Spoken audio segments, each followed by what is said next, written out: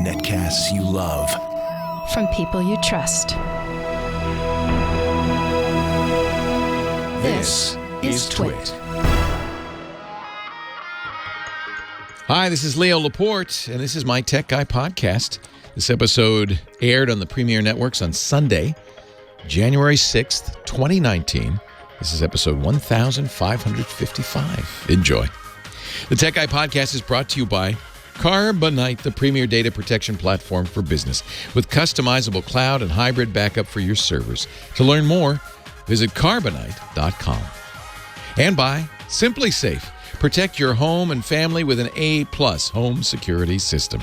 Visit simplysafe.com/twit and order before January 8th to save with their extended holiday sale. Well, hey, how are you today? Leo Laporte here, the tech guy. Yeah, time to talk computers and the internet and home theater and digital photography. And you know, we've got a new contributor on the show coming up in about half an hour.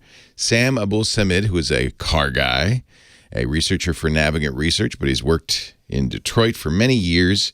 He is going to join us each week to talk about electric vehicles, self-driving vehicles, what's happening in the world of cars coming up as part of our show. Anything with a chip in it. And man, these days, cars are pretty sophisticated. CES is going on today. I'm not supposed to call it the Consumer Electronics Show, but that's what CES used to stand for. I don't understand why they don't want us to call it the Consumer Electronics Show. Otherwise, it's nonsense letters. It's an abbreviation that means nothing. Anyway, CES, the show formerly known as the Consumer Electronics Show, starts tomorrow. Although technically, if you're press, it started yesterday. They have pre-show events. There's a big one tonight. The Showstoppers event. There was CES unveiled. Oh, no, I guess it's the Pepcom event tonight, Showstoppers tomorrow. And then the conference begins in earnest tomorrow. Sometimes they have a keynote on Sunday night. It won't be the chairman of the FCC. It has been in years past. Last year, Ajit Pai, the chairman of the FCC, said, I don't think I'm going. I got death threats, he said. But it was really all about net neutrality, and people were pretty upset. And I don't think he would have been. He might have been jeered, perhaps. I don't think he would have been, but I certainly don't think his life was in danger. But nevertheless, this year he can't go because, the government shut down.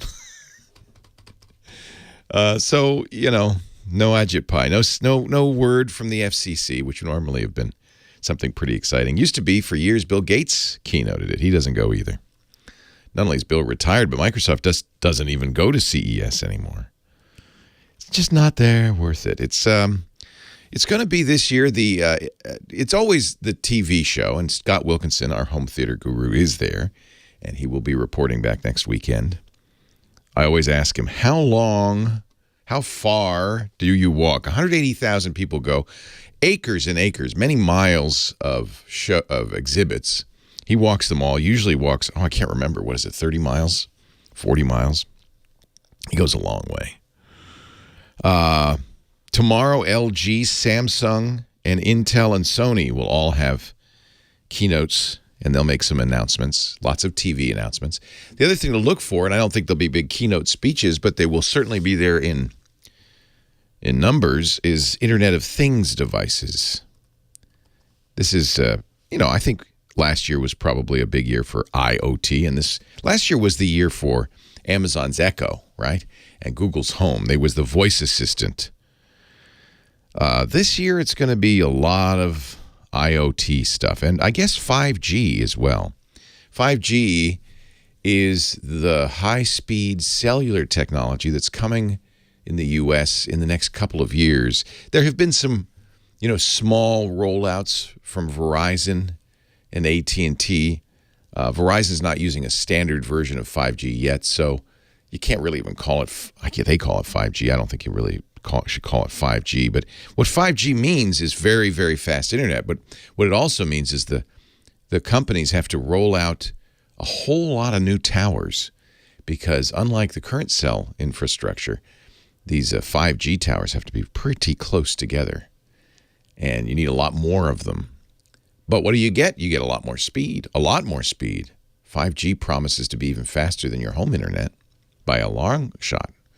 So that means a lot more things that you can have in your house that aren't connected to your Wi-Fi, but are connected to your 5G network. So smart home devices, IoT devices. Already, somebody is, I think it's Kohler, showing an IoT toilet. It was only a matter of time. It's tied to your Amazon Echo, so it takes voice commands. You can decide what the voice command might be. I feel like they showed this before, but I don't know. I could be wrong. We're going to see the first ever patented intelligent indoor air system, the world's first AI-enabled smart air conditioner controller. We're going to see something that continuously learns and automatically adapts to all changes in your life. It's all, and that's probably all of them, isn't it? They'll all be something that changes your life. I'll probably have more to say next week. We've already seen a few things. The first AMD-based Chromebooks. I know that's kind of inside baseball, isn't it? These days, when you buy a computer, you don't really care what's in it. Maybe the enthusiasts, the geeks do, but you don't care what's in it. HP announced a Chromebook 14 with an AMD chip. Okay. It'll be cheap, starting at $269. So that's one reason you might care. AMD means, instead of Intel, AMD means you can charge less, I guess. Acer also announced an AMD-based Chromebook. I wasn't talking to you, Siri. I wasn't. New Samsung TVs that will talk to Siri and access iTunes content and support AirPlay 2. That's a good thing. Sam might be at CES. Is Sam at CES? Do you know, John? Is he in Vegas? Because it's also, in fact, it has been the last couple of years, an auto show as much as anything else. Auto accessories. Huge at CES. I have a soft spot. I don't go to CES. Haven't gone for a few years, but I do have a soft spot for it. Went for many years. For many years, we broadcast from there. In fact, the very third and fourth Tech Guy shows back in 2004. The first two were from here. The third and fourth were from Vegas. I did CES. In fact, that's where I met our home theater geek for the first time, Scott Wilkinson. I ran into him walking down the halls. I said, "Hey, you, come here. Come on the radio. Tell me what's new in TVs." He told me yesterday that this year he's looking forward to seeing a bunch of, get ready for it, 8K TVs. 8K. We just got used to 4K, right? And there isn't any, this is a pattern now. You pretty much can predict it. When Scott and I were talking 15 years ago, HD was on the way. It was coming soon, someday. And you'd go to CES and you'd see these screens and you'd look at them and you'd go, whoa, I can't wait to get an HD screen. Well, but then, HD, that's nothing. And it's been about 10 years we've been seeing 4K screens. Companies like Sony would come with double the resolution horizontally, double the resolution vertically.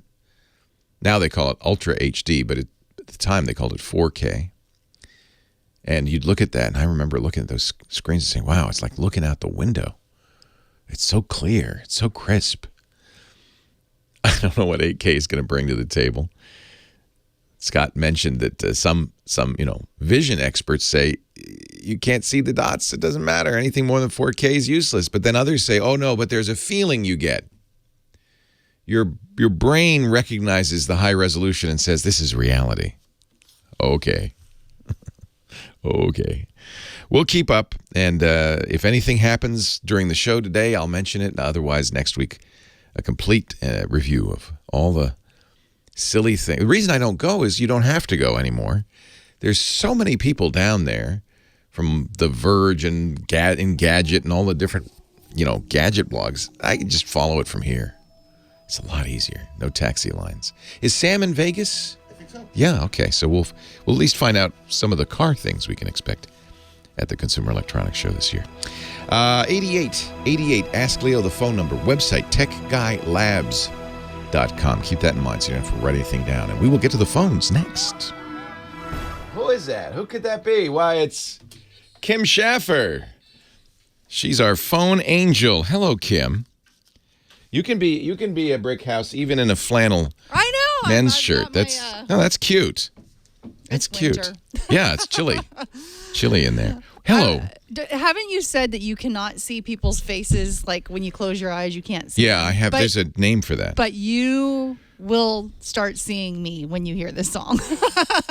Yeah, actually, will I see your face? No, I'll just get a general outline. I don't know why, but I can't. I'm not kidding. 36, 24, 36. Yeah. No, I don't mean that. I just mean I can't. It's a condition. Please don't mock me. What is that called? It's called face blindness, but there's let me see. I have to look it up on Wikipedia. It's kind of got a funny name, some sort of Latin name, but it's not uncommon. Prosopagnosia. I cannot relate because I can see anybody. Can you? I can't even. Yep. I don't know. We should be talking about my weird brain here, but I can't even see the faces of my children if I close my eyes. That is so crazy. Yeah, but I mention it. There's a good reason, because when I go to events like CES, and people say, "Oh, Leo, it's great to see you. Remember me?" I never. No, the answer is I don't, and it's not your fault. I have, and I'll have to memorize this. Prosopagnosia. That is a really long name. Prosopagnosia. I'm sorry, I don't. I have prosopagnosia. Oh, I'm so sorry. Is it fatal? No. No. No. I just can't. I just don't know who you are. Actually, it's to be honest, convenient. Not fatal, convenient. Oh, yes. Well, my prosopagnosia it means I won't There's a remember reason you. I don't remember your name. Yeah, that's right. Yep. I remember you, though, because you have a theme song. I have a theme song now. That's yeah, awesome. Thanks to Big Pee-wee. Pee-wee. Our fabulous musical director. So I'm surrounded by a team of highly competent people, which is a lucky thing. I'm not one of them. Yes, you are. It's a lucky thing because I am. That's why I got into this, because somebody's saying you don't have prosopagnosia, you have aphantasia. A Fantasia or a Phasia? I don't know if that's real. Sometimes the chat room, they just mess with me. They make things say up. whatever they want. It's a suggested name for a condition when one does not possess a functioning mind's eye. Oh, that may be what I have, and cannot voluntarily visualize imagery. But that's why I'm in radio, because I'm an audio guy. I can hear, and I can hear sounds, but I can't visualize them that well. All right. It's not a big deal. It's not a big deal. Aphantasia was first described in 1880, but has since remained largely unstudied. So I volunteer. You want to be studied? Yeah, study me, baby. They coined the term in 2015. That's why I don't know it. Anyway, what can I... Aphantasia is way easier to say than whatever you just said with the P. Yeah, it sounds made up, though. That's the problem with it. All right. You don't need to know this about me. Let's take... This is actually an interesting debate with regard to technology. It's about privacy, right? No, seriously, I just broke a HIPAA law. I'm not a private guy. I'm on, I broadcast 12, 20, 30 hours a day. A day? A week, something, a long time. I'll be on the air till 5 o'clock tonight, like 9 to 5. But, so I'm used to this. But way to make a living. For some reason, I don't know. What were we talking about? Can I take a call, please? Please, I beg of you. Who should I talk to? You filled the board. I should talk to people besides you. You amorphous blob, you. I might be offended. Christine in Huntington Beach. Please don't. I have aphantasia. Hey, Christina. Hey, Christine. Thank you. Hi, Leo. What's your name? Hi, Christine. I'm Christine. Hi, Christine. Welcome. Thank you. What can I do for you today? Well, I've got a little bit of a problem. So my son's laptop, he has an HP laptop, and the Wi-Fi icon had completely disappeared. So I went in, because I listen to you all the time, so I went in there, I was trying to do all the right steps and doing all that. And I checked the airplane mode, I checked the network information. I've just gone through everything, and I cannot get the Wi-Fi to reconnect. However, when I plug the computer directly into the modem, the internet does work at that point. Oh, that's a good sign. Unplug it. So that means that's a wired good sign. wired internet's fine. That means your internet connection's there, your router is working. You even can use the computer with the internet. It's just the Wi-Fi thing is. The Wi-Fi doohickey is not working. Yeah, and the crazy thing is that the icon down in the right corner has completely disappeared. I can't find it. I've gone to the taskbar where it says, behavior, show the icon and notifications. I even did a restore default on the icon behaviors, and it didn't even it doesn't even populate. So there's two possibilities. Sometimes that happens because the Wi-Fi is broken, and in your machine there is a little board. Sometimes it's on the motherboard. Sometimes it's separate from the motherboard. It has antennas, which are always separate from the motherboard. That is your Wi-Fi radio. And it's separate from your internet connection stuff, the software for your internet connection. If it's broken or disconnected, that would be cause for this. But there is another cause for this that might be the first thing to check out. It's an HP laptop? Yeah, it's an HP Pavilion. Yeah. So the laptops have function keys to turn off wireless. And it's easy to accidentally hit it. So I'm not sure where it is on that. It's usually I think F12.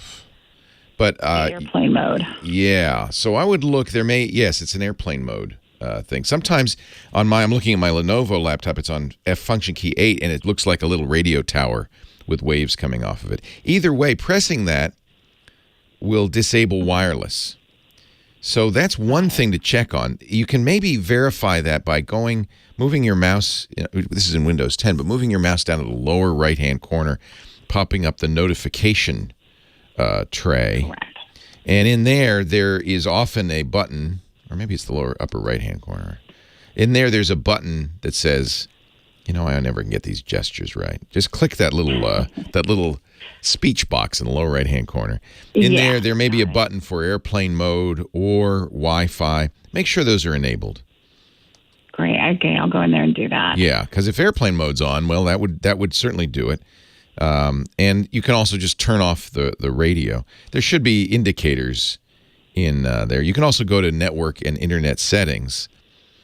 And I went there. Do you see? I actually went to connect to a network. Hang on a second. Let me go to. Yeah, actually, that's a good one to go network and internet, because if you don't have Wi-Fi, you'll see that you don't have Wi-Fi, and you can there view your adapter options. Make sure you have a Wi-Fi adapter and that it's working. I just put my laptop in airplane mode, and it has a big red X over the Wi-Fi adapter because, of course, it's an airplane mode. What's really weird? Yeah, because I don't even see the icon. Okay. So that's what's the problem. So that means your hardware is either broken or somehow disappeared.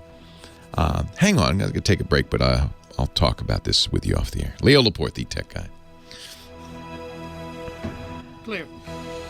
So you don't see a network, you don't see a Wi-Fi network setting in your adapters? No, I don't. So actually, here, you know what? I just went to connect to a net. Actually, set up a new connection to a network, and there was a connect to a network. So let me do this really quick. Yeah, sure. And the crazy thing is I've gone in and I've done the airplane mode, because that's usually the first thing I look Oh, you know about that. Good. All right. Yeah. I usually go to that. Okay. Oh, my gosh. I just did connect to a network. I just pressed the airplane mode, and it connected, and it just showed up. Yay.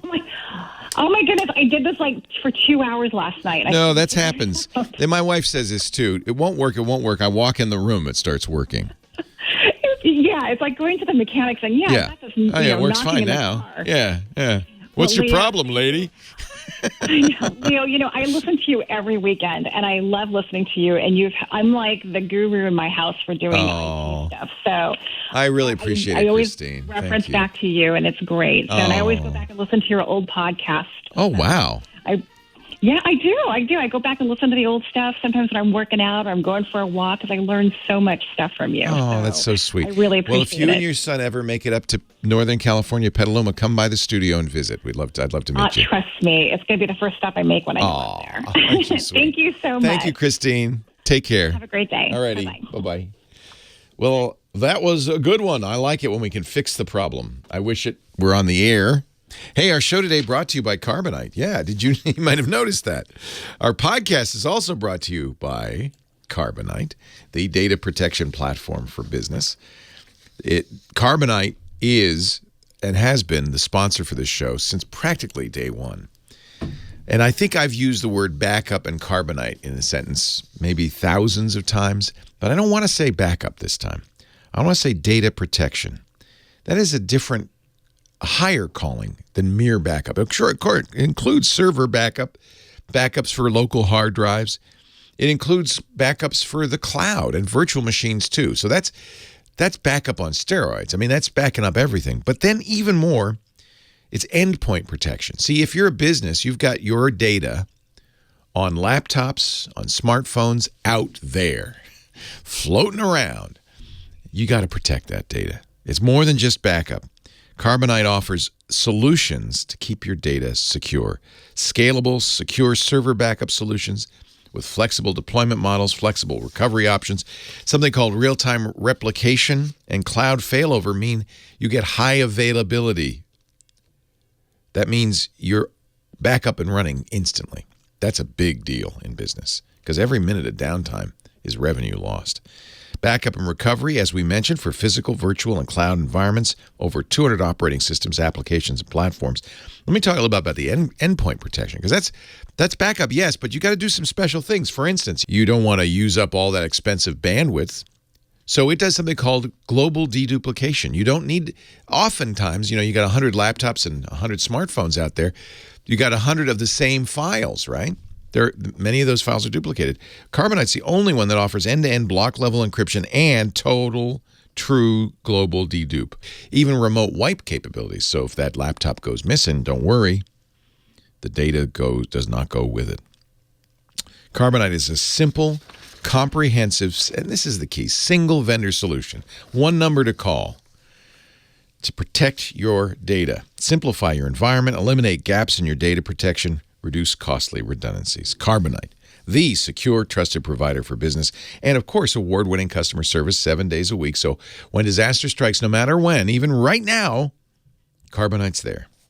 Learn more about Carbonite's data protection platform for business at Carbonite.com. Carbonite. Carbonite.com. They have been a huge supporter of Twit for more than a decade, and we love them. Carbonite.com. Leo Laporte, the tech guy. We had hoped to talk to Sam Abuelsamid, who is a car guy, our new car guy on the show, but he's in Vegas at CES, and I'm sure having some trouble getting online. It's always a little crazy. We're almost? Okay. I have engineers running hither and thither. Sam will be joining us on a regular basis now. He is a automotive engineering expert at Navigant Research. He hosts the Wheel Bearings podcast. He's an old friend of mine. In fact, I have kind of a soft spot for Sam because every few months he brings a car by. As car reviewers, if you've got a good connection with the car companies, they'll often come by. Last time he brought me, and he knows I'm a fan of and interested in electric vehicles. He brought me the new Jaguar I-Pace to drive, and we review it. So he's a good contact, not only in Detroit, but all around the world. He's also an expert in self-driving vehicles, electric vehicles. And I thought it'd be fun to get him on to talk about the technology of automobiles, especially this week because CES is going on, the Consumer Electronics Show. And yes, cars are consumer electronics these days. Tell you what, I'll take another call while we're seeing if we can get Sam on the line. Let's say hi to Dennis in Hoover, Alabama. Hello, Dennis. Hello, Leo. It's been about 16 years. 16 years since we talked? Yes, you came down to our neck of the woods to a big box electronics store. I remember that. Birmingham, yeah. If you look to the left of your desk, there's a thermionic valve sitting there, otherwise known as a vacuum tube. I gave you that. Is that from you? Yes. The Kenrad tube? Yes. I am forever grateful to you for this because it's a foundation of modern electronics. Exactly. Are you a ham radio operator or you just like tubes? No, my dad was a big ham, and I grew up talking all over the world with him, but I am a tube audio guy, and that's what I'm calling about. Okay. I have a Chromecast audio conundrum. Okay. That's all digital, no tubes in there. Well, here's the deal. I've got a nice setup, tube amp, turntable. I've got a lot of digital files that I've collected over the years that I listen to on my phone and sometimes my computer, but I've been searching for a good way, and Bluetooth is not the way because it sounds really wretched. Yes. And I came across this Chromecast audio. Yeah, they're quite excellent. So I got one, you know, and I hooked it all up, and I've got 71 gigabytes of pretty nice high-resolution digital files on my Galaxy phone. And I've been using Google Play for years to play all this music through my headphones or even streaming to a Bluetooth speaker. But it will not play my music from my phone. Gosh darn it. I wonder why. Whenever I try to play the music from my phone, it says, "Oh, we can't play this. You've got to upload all this music to the cloud first, and then we'll play it." No. Well, No. The advertisement, the advertisement for the device said, "With this, you can stream music from your phone." Yeah. Well, no. Apparently, it's got to go somewhere else. Well, you have to have a cast-enabled player. What app are you using to play it back? Google Play. Oh yeah, that's enabled. And you press the cast button, and it won't start streaming, huh? I get a pop-up message that says, "We cannot play this file," and then there's a button to tap for more information that says, "You have to upload this before you can play it." Oh, that's interesting. Huh. And I have been in contact with some of the folks from the vendor, and it's very mixed bag. Some say you can't do it. Some say you can. Some say, "Oh, try this app." Some say, "Try this app." Nothing works. And the reason I like the Chrome audio appeal to me is because it allegedly has the ability with this stack to do 2496. Because I've got some SD files and that kind of stuff. Right. And my phone will play my FLAC files and other things through my headset fine. I just want to get it into my nice system and listen to it on my nice speakers. Yeah, I don't blame you. I guess it doesn't work with local music. I'm looking. It does require it. So the way the Chromecast video player works is it connects to the Wi-Fi and starts streaming Netflix, etc. And I assumed, as you did, that the Chromecast audio would take the content from your device. But I'm looking now, and see, they're a little unclear about that.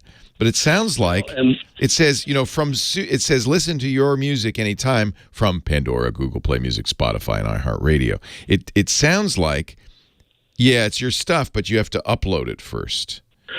Well, in researching this, and I was looking on the site, they had them on sale, and it said you can stream your music from your phone. Huh. That means it's the music that's on my memory card in my phone. Yeah, it should. The idea that it has to be uploaded, I'm not going to upload 71 gigabytes of files. I'm just not going to do it. There is a program you might want to take a look at called Allcast. Yes. You've already tried that? Yes. And it won't work? No. Yeah, that's Kosh's app that is kind of uses the cast, because casting is actually an open platform. Huh. And you're casting it to what kind of a device? Does it matter? I mean, are you connected? No, I'm using the Chromecast audio. I have my Galaxy 9S Plus. Yeah, no, I understand. Yeah. And you know, I'm so apparently it doesn't. The chat room is sending me to a variety of Google support documents, and they say cast your Android audio from the Google Home app. This is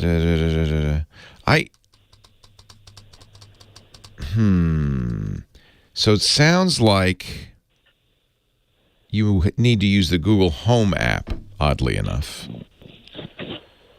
Are you using the Google Home app? Yes. That's what I loaded onto my phone initially to set up. You had to set it up. To manage it. I'm saying instead of Google Play, if you're playing local music, microphone, Google, cast your audio, connect your Android device to the same Wi-Fi network as your Chromecast audio. Open the Google Home app, not the Play app. You see what I'm saying?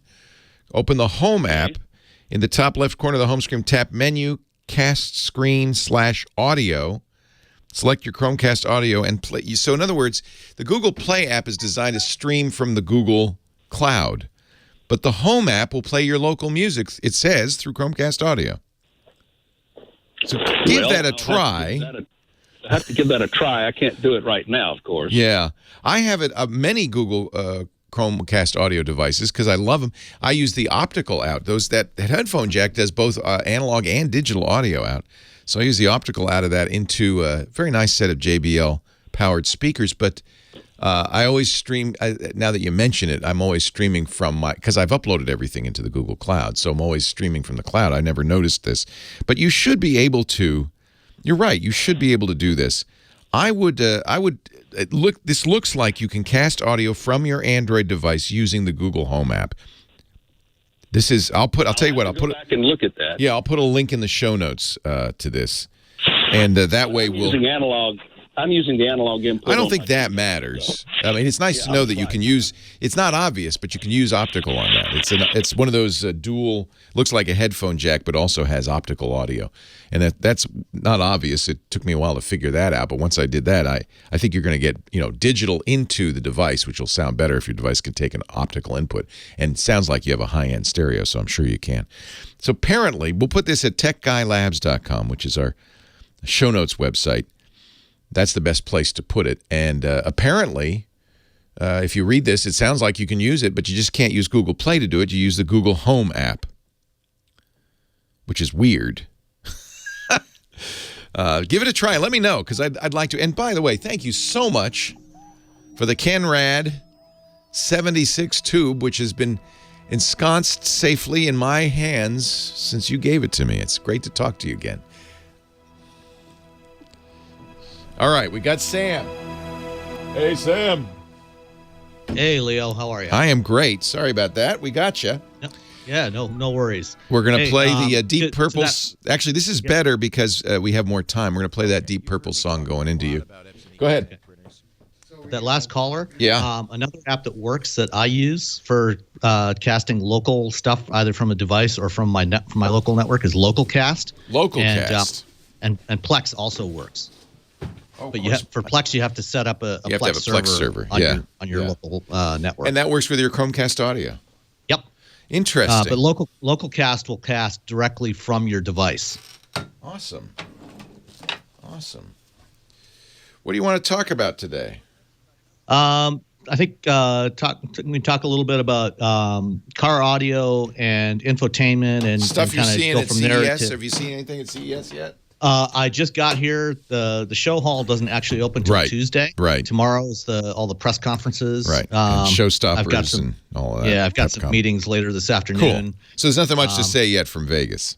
Yeah, but what I'll do is intro. My first visit here. Yeah, we should get to know you. Yeah. And when I walked into the North Hall back then, it was all car audio, and it was none of this autonomous driving and infotainment stuff. It was the big giant speakers, music blasting everywhere, and it's totally different now. How interesting! We were always in the South Hall next to the boom bob, the big subwoofer company. I can't remember what the boom something, and that was always fun. But the butt shakers. All right, cool. So hang tight. We're going to play your theme song. We apparently have decided on a theme song for you, so I hope you enjoy it. Which one? I'm not going to tell you. Okay. See if you recognize it. And then we'll introduce you, and we can first time, you're right, we should just chat. Earthquake, that was the name of it. Scooter X remembers. The Earthquake subwoofers. Were those, Scooter X, were those for cars? I feel like those were the ones you put in the trunk, right? Earthquake subwoofers. So you just got in. Yeah, I got in about an hour and a half ago. All right. Where are you staying? The SLS. SLS. That's the old Hilton. The north end of the strip. Is that the old Hilton? No, that was the Westgate. The Westgate. So we're a little bit north of the Westgate, on the opposite side of the street. Nice, though, so you can walk right over. Yeah, I can walk there. That's very convenient. Still have to, get a ride over to Mandalay Bay and all the other hotels, but I can walk. I wish to the they wouldn't convention center. spread it out so much. That's one of the reasons why I hate this show. Yeah. And when I get all the pitches over the last 2 months for meetings, first thing I respond back is, where are you going to be located so I can book blocks of meetings in the same Yeah, I want to do all location. my Mandalay Bays in the same day. Yeah. Yeah. Yeah. Earthquake audio apparently is quite good. I should have paid more attention to them when we were sitting next to them. We just were worried that they would turn the sound up. Oh, yeah, here's a picture of their booth. How funny. How funny. They have ceiling speakers. Oh, that's hysterical. So you can walk over and ride that the roller coaster up in the sky at the Stratosphere, right? Are you near the Stratosphere? Yeah, it's just a couple blocks up Yeah. north of here. Yeah. And then we're at the northernmost monorail station is right outside that's here. perfect. So at least you can take the monorail. Yeah, except the monorail stops at the MGM Grand. It doesn't go to the Doesn't go Mandalay. all the way. Mandalay's out in the middle of nowhere. That's why. I like the Mandalay. I like to stay there. But It's nice. It's nowhere. I stayed at the Delano once. Yeah. Which is right next door. It's on part of the same property. Yeah. Here we go. Hold on. There we go. Got my motor running. It's time for our car guy. We want to welcome our brand new car guy, Sam Abuelsamid. I've known Sam for, a decade or more, I think, Sam. Close to that. Yeah, I think we first met in 2010. He's been when my- you were in Detroit visiting Ford. Oh, that's and right. Maker Faire. Yeah, that's right. Sam has worked for many of the big automakers. He right now is a researcher at Navigant Research. He also hosts the Wheel Bearings podcast. And he said, hey, you ought to do more on autonomous vehicles, electric vehicles, car audio. I said, you're right. That's all high tech. Sam, you're in Vegas, though, right now, right? I am in what has, strangely enough, become one of the biggest auto shows in the world. Even though they don't actually introduce many new actual vehicles here, it's mostly about automotive technology. CES is starting up tomorrow with, actually, kind of kicks off tonight with NVIDIA's press conference, but really gets into it tomorrow. Yeah, the North Hall is just loaded with car tech and accessories and stuff like that. And the parking lots across the street from the convention center are where a whole bunch of companies are doing demos of their automated driving technologies and various other things. Nice. So you just got there. So there's really, and of course the show itself, the show floor doesn't open until Tuesday, so there's nothing much to report. Although, is there something you're looking forward to seeing there that will change our lives? Nothing that's going to change our lives like in the next 6 weeks or 6 months or probably even the next couple of years. That's called CES. Nothing comes out till the end of the pretty year. much, Yeah. Eventually some of this stuff might actually make it into production and might be available to buy. But I just want to kind of touch a little bit on my first visit to CES was actually in 2008. I came out here, and that was actually when I had my very first ride in an autonomous vehicle. 2008. 2008, yeah. GM brought out the Chevy Tahoe that won the DARPA Urban Challenge. Yeah. And they were doing demo rides in the parking lot out here, the gold lot out in front of the convention center. And after my ride, I walked into the convention center and walked around the North Hall. And I was just totally overwhelmed because this place was full. It was packed with all the audio companies selling speakers and amplifiers. And it was all car audio equipment.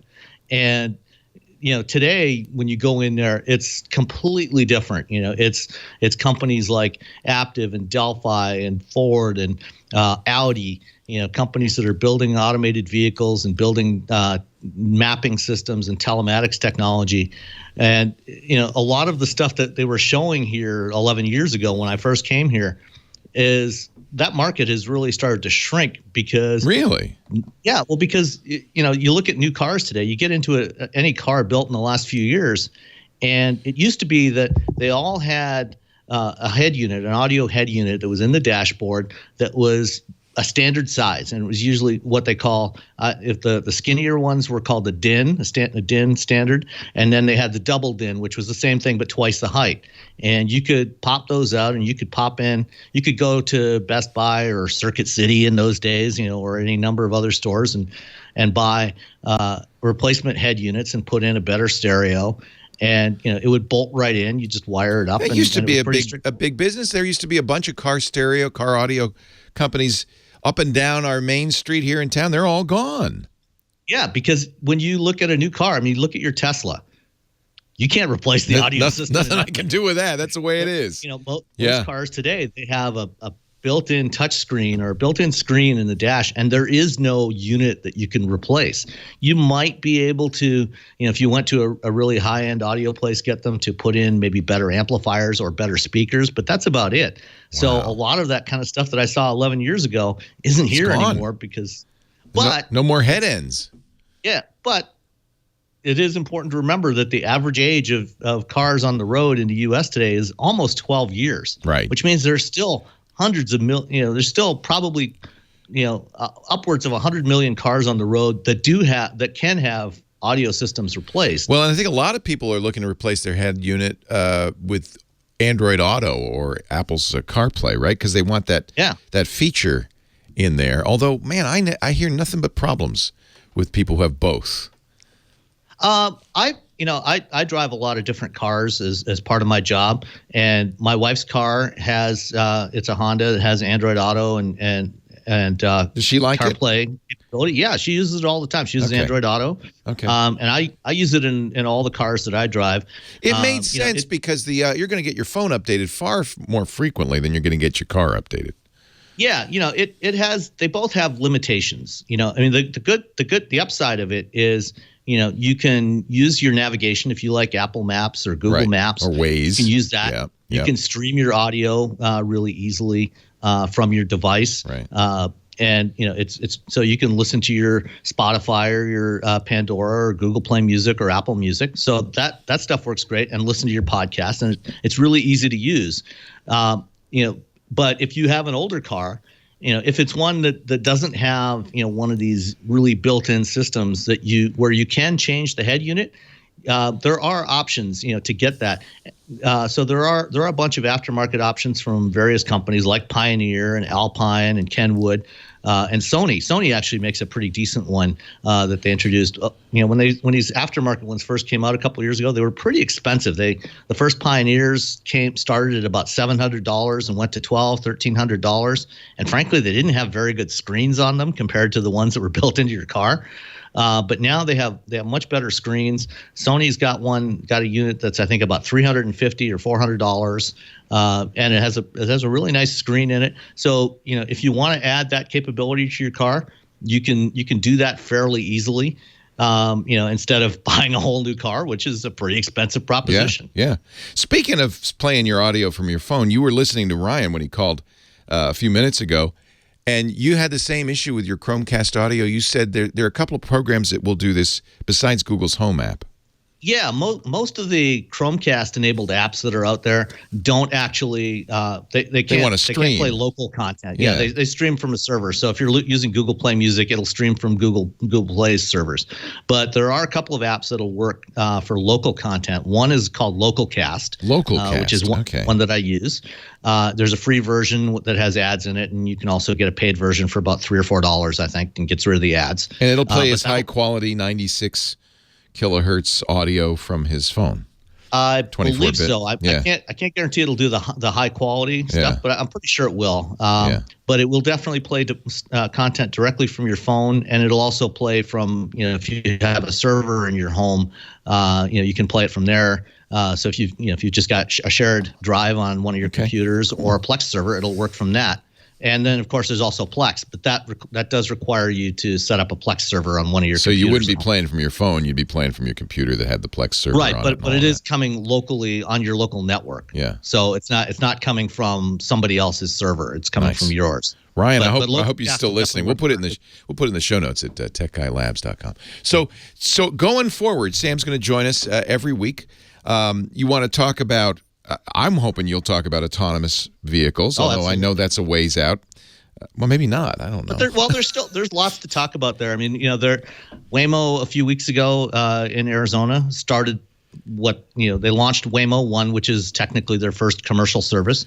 Here in Las Vegas, a year ago at CES, Aptiv and Lyft started a pilot program, and they've as of December, they'd given over 25,000 paid rides in their automated vehicles. I think part of this is just to get people used to the idea, right? I also just read that DoorDash is going to start doing self-driving vehicle food delivery in San Francisco using GM's Cruise platform. Yeah, GM Cruise. That scares the heck out of me. Have you ever driven in San Francisco? I don't know if that's such a good idea. So we'll talk about that. We'll talk about electric vehicles. We'll talk about car stereo, car music. I am so excited, Sam, that you're going to be joining us. Sam Abuelsamid. We'll put his Twitter link in our show notes at techguylabs.com. And I'll talk to you again next week. Sam, enjoy CES. Thank you, Leo. Have a great time. Leo Laporte, the Tech Guy. Time out. We'll be back with more of your calls after this. Well, hey, how are you today? Leo Laporte here, the Tech Guy. Yeah, time to talk computers and the internet and home theater. We got digital photography. We got smartphones. We got smartwatches. We got smart cars. 8888 Ask Leo, the phone number. That's 888-827-5536. Toll free from anywhere in the U.S. or Canada, outside that area. And yeah, we have listeners all over the world thanks to the miracle of the internet. You can also reach us via Skype out or something like that. It should be toll free if you use a voice over the internet product to call 8888 Ask Leo. Website where answers appear magically. James DeRuvo's scribbling as we talk, kind of transcribing it. He puts those up at techguylabs.com. We go in there after the fact, add audio and video from the show so you can actually go to an individual question and watch it or listen to it, see my answer. And any links that we mention will be there as well. And that's all free, no sign up. techguylabs.com. Trouble in Apple land? Maybe just a little bit. Apple Computer announcing on Wednesday, halting trading and then announcing that they were going to come in a little bit lower on their revenue when they do their quarterly revenue call, their analyst call in a couple of weeks. Maybe as much as $8 billion less because Tim Cook, CEO of Apple, says of China. Now, before you start crying for Apple, it'll still make $84 billion in revenue in the quarter. That's just instead of $92 billion, which they had told people. 38% margin. That's a pretty good business. If you're raking in $84 billion, almost $30 billion a month, and you get to keep 38% of it, that's a good business. I'll take that business. However, the trouble in paradise and the reason the stock tumbled after his announcement, I think it's down. Apple was in August, $1 trillion company. For a couple of years, the most valuable company in the world. Now they're number 4 on the list. And almost half of the value is gone, right? Now they're like a little over, what is the market capitalization of Apple now?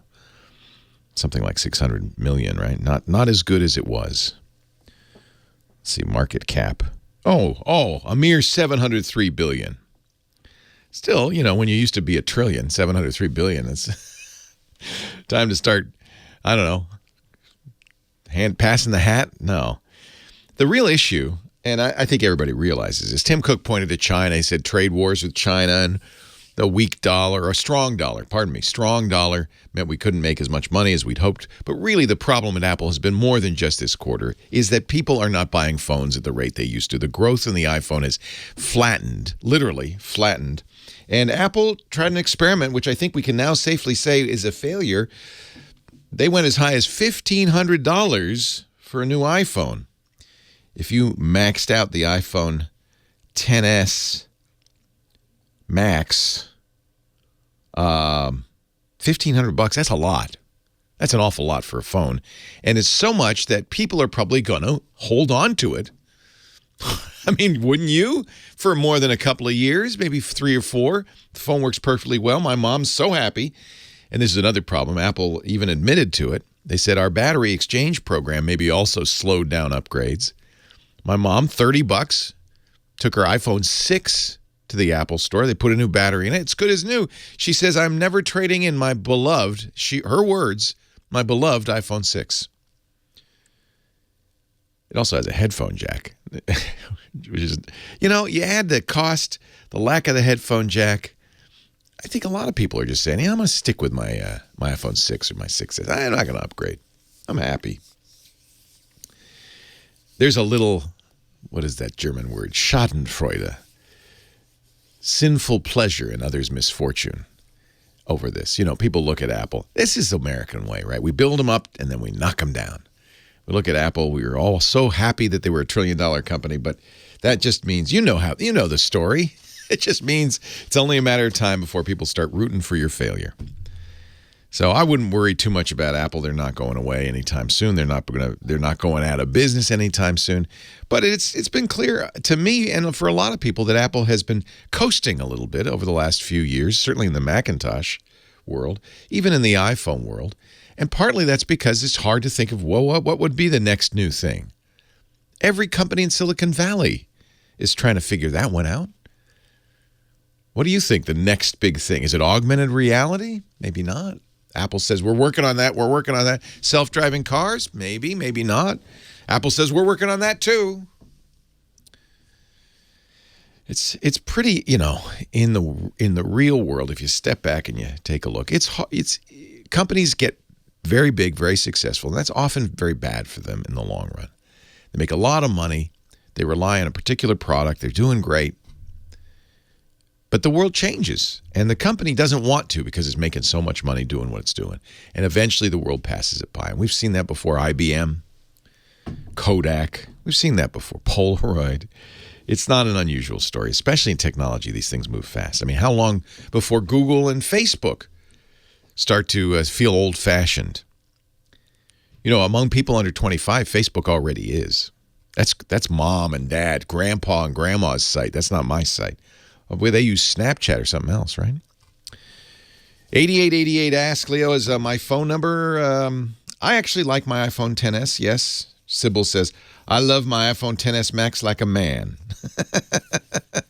I like mine too. I like big phones. I cannot lie. But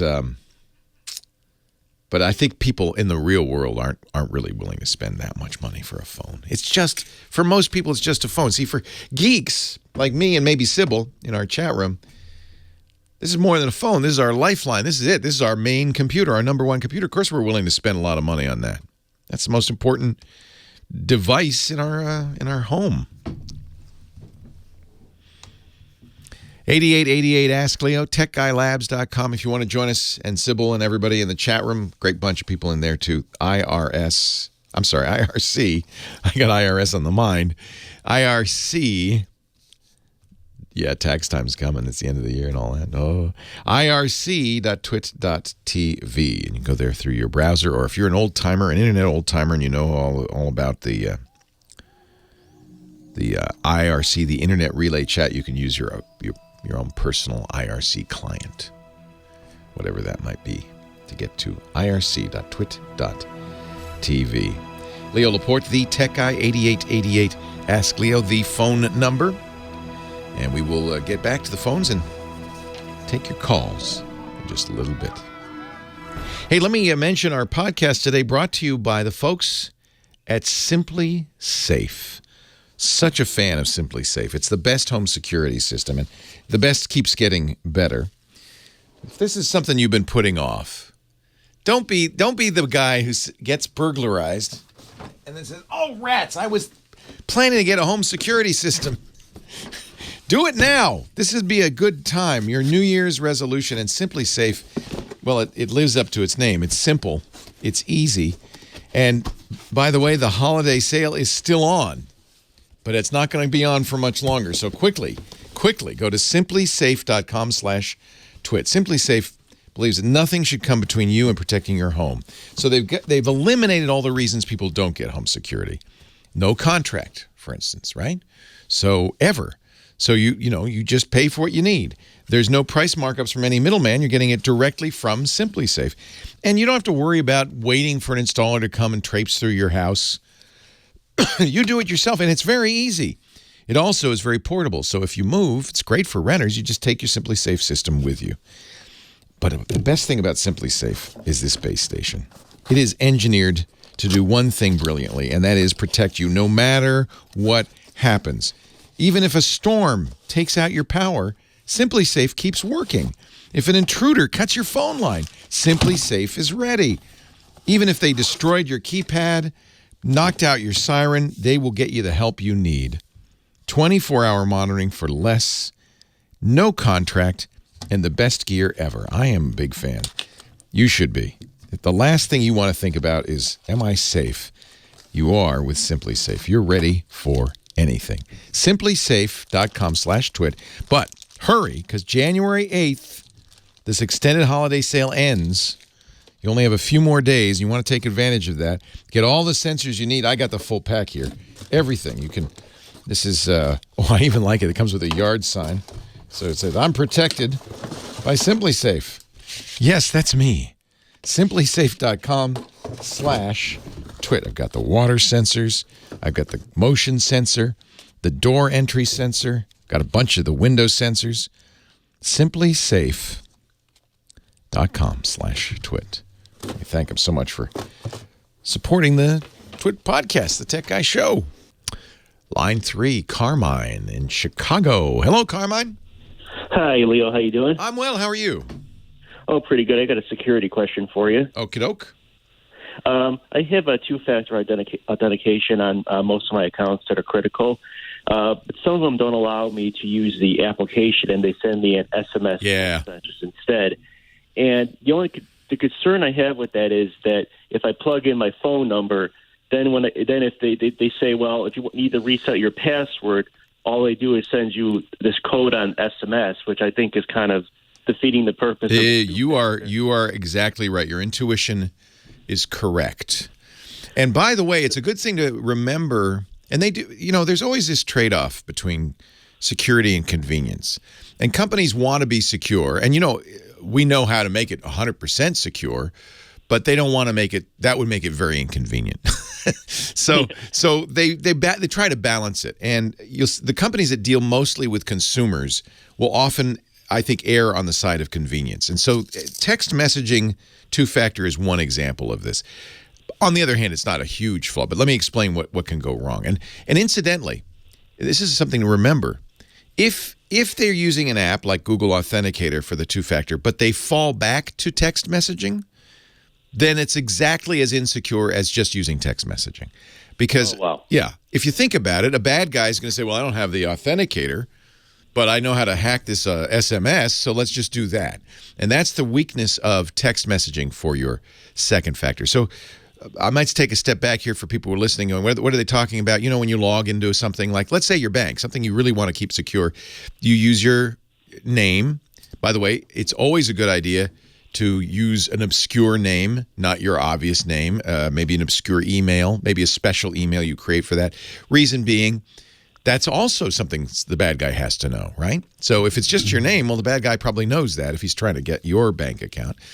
So be as obscure as possible in every respect. So you use your name, your password. That's something you know. And in most cases, that's all you do, right? The problem is, of course, you might write that down, put it on a Post-it note next to the screen, or maybe you don't use such a good password. Maybe your password is monkey123, which is the first thing, by the way, the first thing the bad guy's going to guess. And they have all sorts of software, brute force attack tools that let them attempt the most commonly used passwords. So there's all sorts of ways that a weak password can be a problem. To make it a little bit stronger, and this is all about proving you are who you say you are, you can use another factor. There are 3 factors you can use to prove you are who you say you are. Something you know and you only know. Something you have and you only have. In the old days, it was a little dongle, a little something you put on your keychain that would show a 6-digit number, or maybe a credit card size thing that would show. Maybe you use a little dongle to get into the office, to tap the door, that kind of thing. That's something you have, something physical. The third factor is something you are, your fingerprint, your face ID, something you are. So if you combine 2 of the 3, password, something you know, plus an authentication code that comes from your smartphone, something you have, that's more than twice as effective. It's really good. But you pointed out, you made exactly the right point, Carmine, which is that text messaging itself is not very secure. The reason is hackers know how to spoof SIM cards. You can call the company and get somebody's SIM card. If you're the person under attack, it's possible to intercept your text messages. On the other hand, the bank really isn't adding too much insecurity because it takes a lot of work, and generally they'd have to be targeting you, Carmine. So what we mostly worry about is mass hacks that go after everybody. That's what malware is. Targeted attacks are much harder to defeat. And so the bank's attitude, I think, is, well, it's better to have two-factor. If it's too inconvenient, nobody's going to use it. If we make them have to have a special dongle, they're going to lose it. They're not going to use it. So we're going to make it a little easier for them, knowing that, it's not perfect security, but it's better than nothing. It's at least two. It's like 1.5 factor, 1 3/4, 1.9 factor authentication. So I wouldn't worry too much, but it is something to keep in mind that when they use SMS text messages for that second factor, that isn't a perfect system.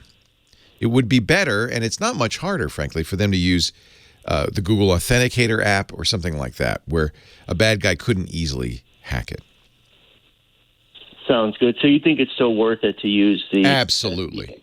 Absolutely. Even though it's only SMS. Yeah, think about it. What you're doing is you're putting up speed bumps for the bad guy.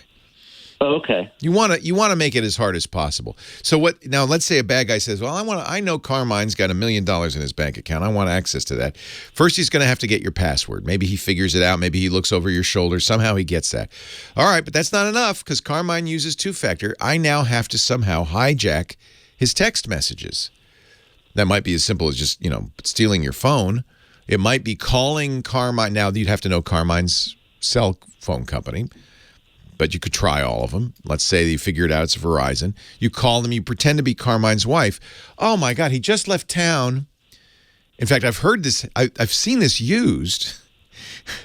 He just left town, and I need to get into his phone. He left his phone behind. I need to get it. He said, I can't. And what the bad guy will do maybe is play a crying baby in the background.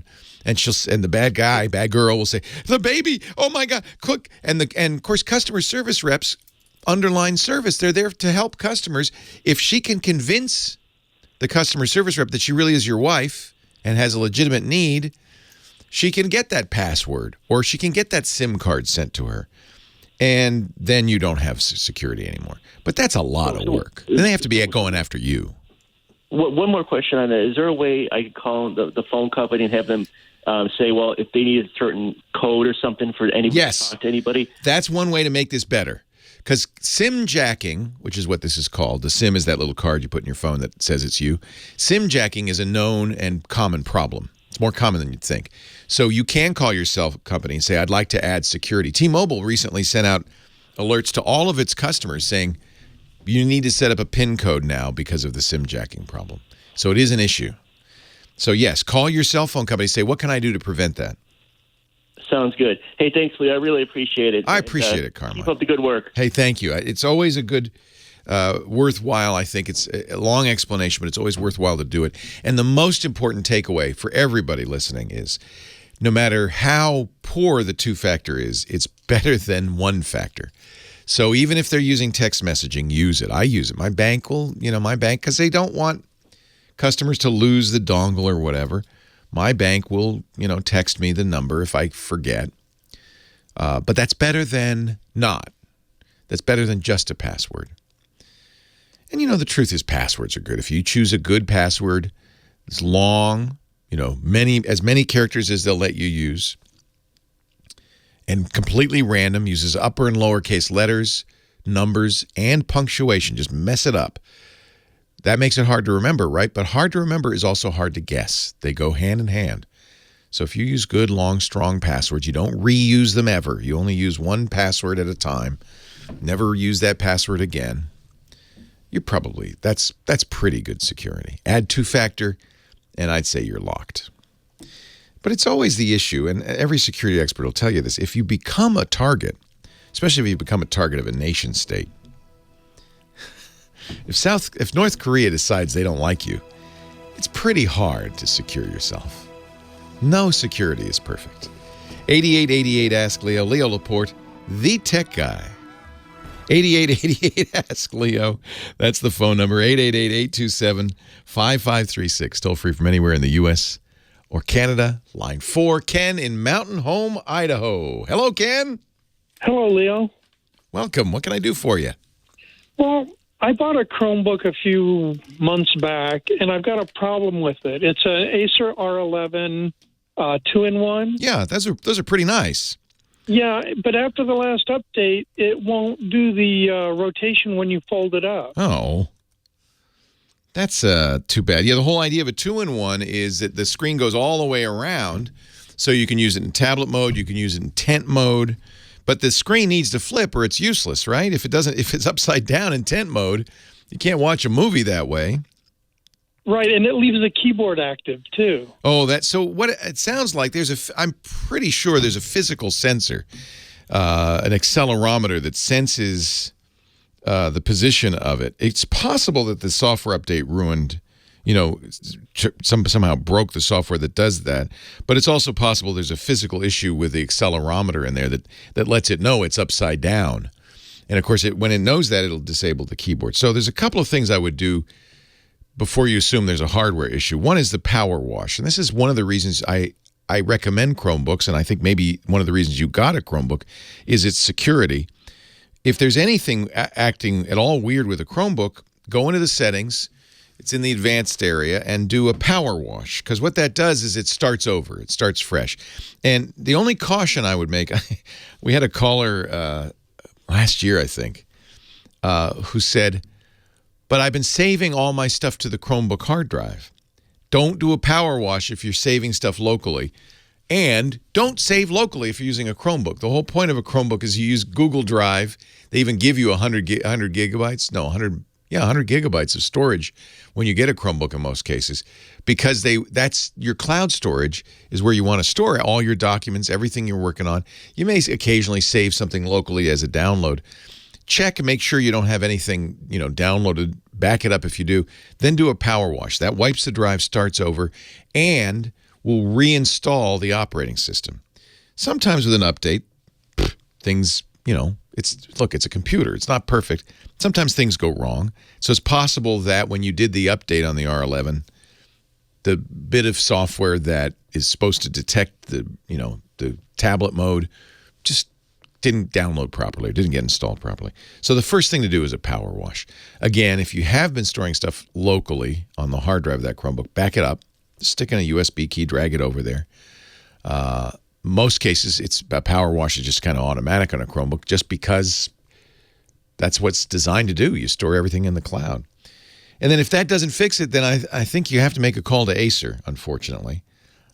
You said you got it recently. It's probably still under warranty. Acer, they'll say, okay, we got a power wash. You say, I did that. And it's still broken. Then they'll know something's wrong with it. There's something, the accelerometer is a tiny little thing. Used to be a little tube with some, wouldn't be mercury, but some metallic liquid in there that as you rotated it would, it would switch. It would go, and it would flow to the other side and make the connection there, and it would say, I'm upside down. It's much more sophisticated now. I'm sure they use something called MEMS, micro-electrical mechanical machines, that are so small you can't even see them. That's how most accelerometers and phones and so forth work these days. Micro-electro-mechanical systems. That's what MEMS stands for. I always think of it as machines, but okay, micro-electro-mechanical systems. And, they can fail. They don't fail a lot, but they can fail. I've actually seen accelerometers that are broken. You can see them sometimes, but you have to use a pretty powerful microscope, maybe even electron scanning microscope to see them. But they have actual mechanical moving parts that can be broken.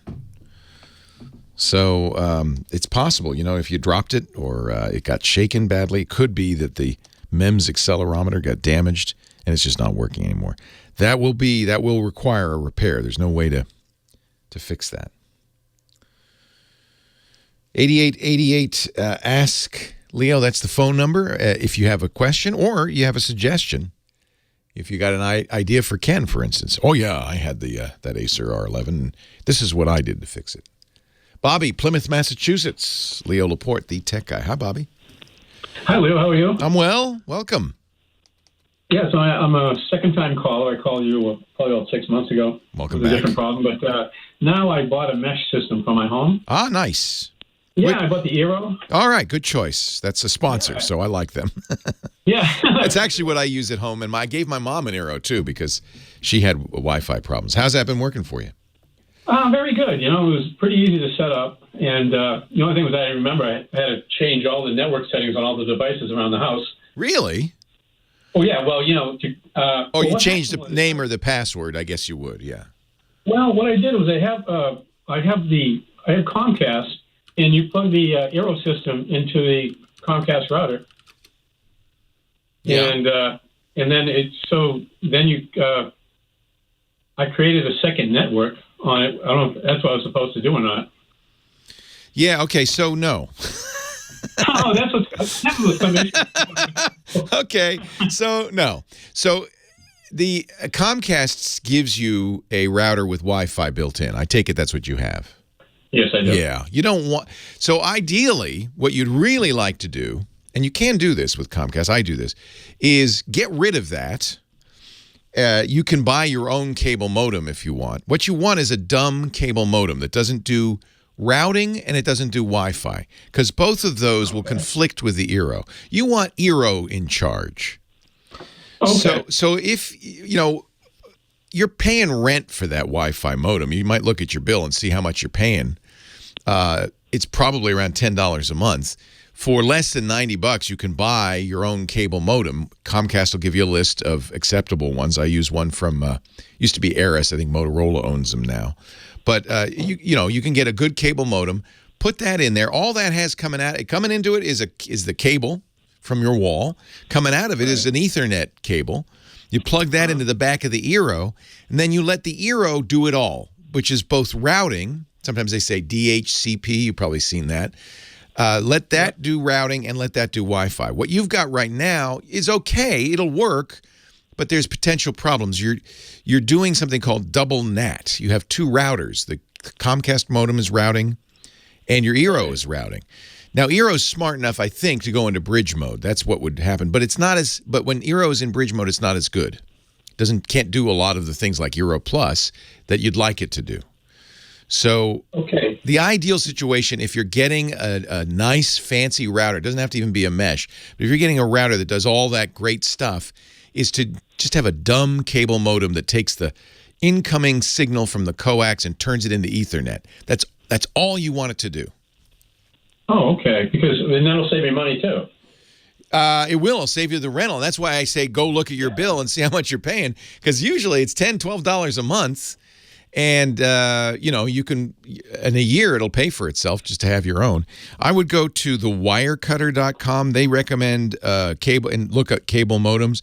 Make sure you get one that is compatible with Comcast. Right now, the Wirecutter is recommending a Netgear cable modem, but I've used Aris for a long time. Those are great. But they now recommend the Netgear CM600 cable modem. Let me see how much that is.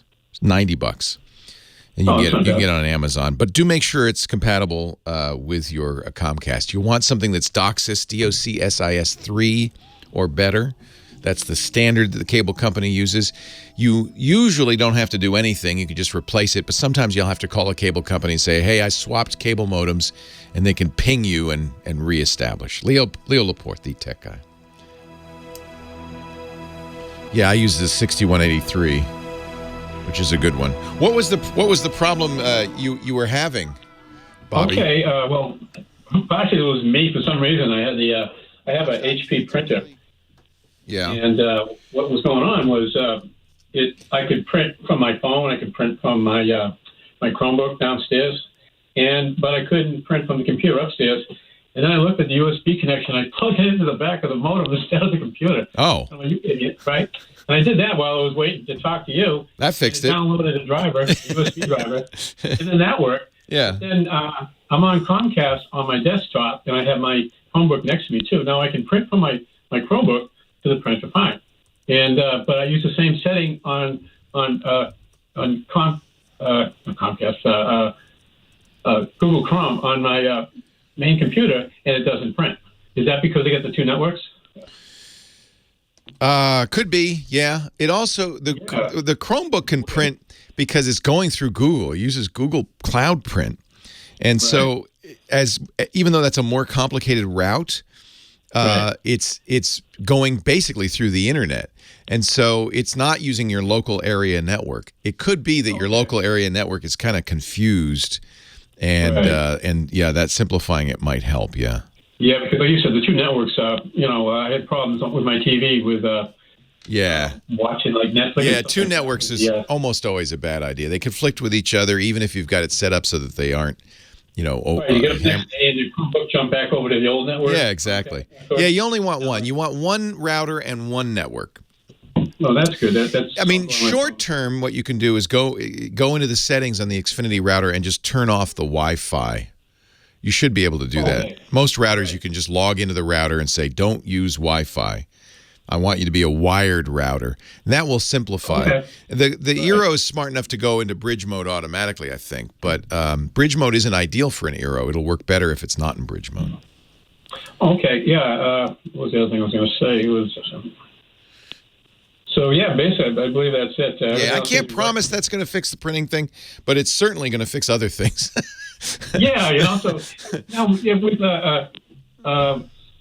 when you're using printing from your Chromebook too, and the settings on the browser there for printing, if I change it up, I'm on the same thing with my desktop computer. If I change you could use Cloud Print with your desktop just as you do with your Chromebook. Well, that's what I thought about too. Yeah, I just get around it because what I like using what's the name of the... Since you've already set the printer up to use Cloud Print, Google Cloud Print, that's the other option with your printer. Although it's faster, to print locally. You just got to get your network unscrewed. Right. I don't like being on just Internet Explorer anymore. I don't blame you. I don't blame you. And I'm on there. I'm paying bills. I want to print out a copy of the arcade. You schedule the payment and staple it to your bill and file it away. I think printing is the last bastion of just incompatibility and problems. It really is. It is a mess. I used to be smart at this years ago. I was an old geek. I had a TRS-80 from Radio Shack. Oh, wow. Why I own one of those. Nice. I'm like, because actually I had bad credit. I needed to improve my credit, so I bought the computer, paid it off, and nice. My wife almost divorced me. There's a good excuse to buy a computer. I'm going to improve my credit, honey. This is important. I got to do this. I got divorced because of it, but nice. Because I didn't have to. Oh, you did? Oh, sorry. I got married in 1980, and $500 was a lot more money back then. Computer cost me my marriage. Hey, it's great to talk to you. I got to run, but thank you for the call. I'm sorry about your problems. Have a great day, okay? Nice to hear from you again. Very good to talk to you. All right. Take care, Bobby. Leo Laporte, the tech guy.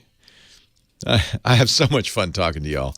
I know when I do get calls, it's because you're having problems with your technology often, but and I'm sorry about that, but I do have fun talking to you. I appreciate your calling, Bobby, and I had a nice conversation off the air.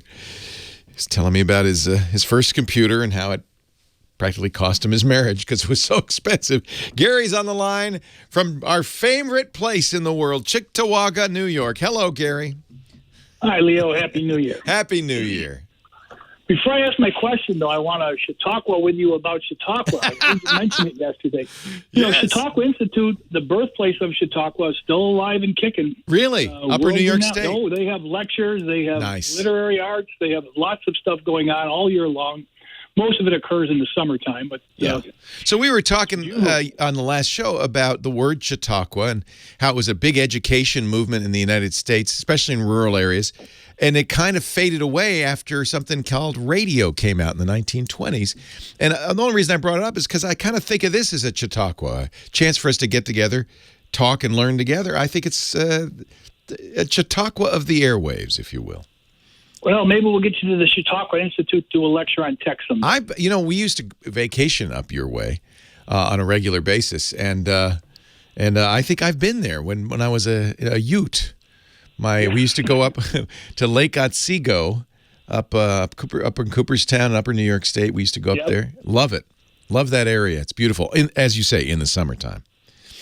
Yeah, well, it was a nice day today. I was out riding my recumbent trike today. But here's the thing. I ride a recumbent trike. I take video of my rides, and then in the wintertime, I spend most of my time on an exercise cycle that has a video screen on it. I have a recumbent trike, too. I love riding that. Oh, it's fantastic. You look kind of foolish because you're low to the road. And I've had people throw things at me from their cars. I get a lot of beeps, but nothing. I've not had nothing like that. Somebody hit me in the helmet with a bottle of water. One of the first few days I rode it, and I thought, So now I use more deserted roads because it is a little wide. It does take a little bit of road space up. But I love my recumbent. Who makes your recumbent trike? Well, I have two of them. I actually have three of them. I have a winter one too, but the two I ride in the summer is I have a. Now that you asked me, I can't remember. Went out of business. Company that went out of business made a Delta, very great Delta trike. Went out of business a couple of years just after I bought it. I'm trying to remember what it is. I have a Terra trike, which I'm very happy with. Yeah, the other one I bought just was the it's the tadpole style folding that I just started last year, and I kind of switch on and off now between the two. Now, what I'd be looking for these days, recumbent's nice because it's your more natural position for pedaling. You're pedaling kind of forward instead of downward, and you can use all of your leg strength. But I still would love to see an electric recumbent. I wonder if anybody's making those. I'm a big e-bike fan these days. Well, they have assist. They have electric assist. Yes, they do. All right. That's what I want. Yeah. No, I don't want it to do it all for me. Just help me on the hills, please. Yeah, they are tough uphill. Yep. They're heavy. From a bike. Yeah. But coming down, they're faster. Oh, they're so much fun, too. You can tip them, but we'll talk about that for another time. So what can I do to help you with your technology? On this screen that I have on this exercise bike, you can't turn it off. You got to unplug it and turn it off. So somebody got me an iHome, plug, a Wi-Fi plug that the Amazon lady will turn on and off for me. And I'm wondering, am I wrecking the equipment by using a plug where I say turn it off and it just... Well, what it's doing is the same as if you went into the wall and unplugged it, right? It's going to, from the point of view of the bicycle, it's the same exact thing. It's annoying. We have a treadmill that does the same thing. There's no on-off switch on the screen. And I'll go in there late at night and there's the treadmill glowing away. And I think, boy, it's not good for the screen. It's not good for power. But they just don't provide you with an on-off switch. I can't promise you it's not bad for it, but it shouldn't be. How about if I use those for a monitor, a computer monitor? Would it be similar, not be a problem, you think? It's not ideal, but so the only time you don't want to do, or most of the time you don't want to do that is if you've got moving parts, a computer, for instance, because you don't want to abruptly truncate the power while it's right into the disk or something like that. A monitor... I don't know. Let me ask the electrical engineers in the chat room. Is it bad to unplug a monitor instead of switching it off? I think it's probably all right. The iHome switch you're talking about is software-controlled electrical switch, so you just go on your phone, I presume, and turn it off. Or you could even use a timer. You could say at 10 p.m., turn that thing off. Yeah. Yeah. You said it works through the Amazon lady. You can tell her you can tell the Amazon lady to turn off. Yeah, I did that with my Christmas license here. It was really handy. That's a good question. I don't know of any reason that's bad for a monitor. As long as it's kind of just cleanly switching it off. And if there's no way, on your computer monitor, the good news is you do have an on-off switch. You also can trust the computer to power down the monitor. That's part of its power savings capabilities. Yep. So you may not need it so much. It depends on the switch, too. If the switch is well designed, I think it would be less challenging for the equipment. I don't know of any reason why that's a bad thing to do, but I am not an electrical engineer. So we're going to have to if I break it, I'll call you back if I break it. If it breaks, let me know. No, well, I don't want you to break it. So keep listening. I bet you in the next hour, somebody with some knowledge in this area can tell us. Is a external power switch a bad way to turn off a monitor? And particularly the device you're looking at is the iHome device? Yeah, the iHome switch. Yeah.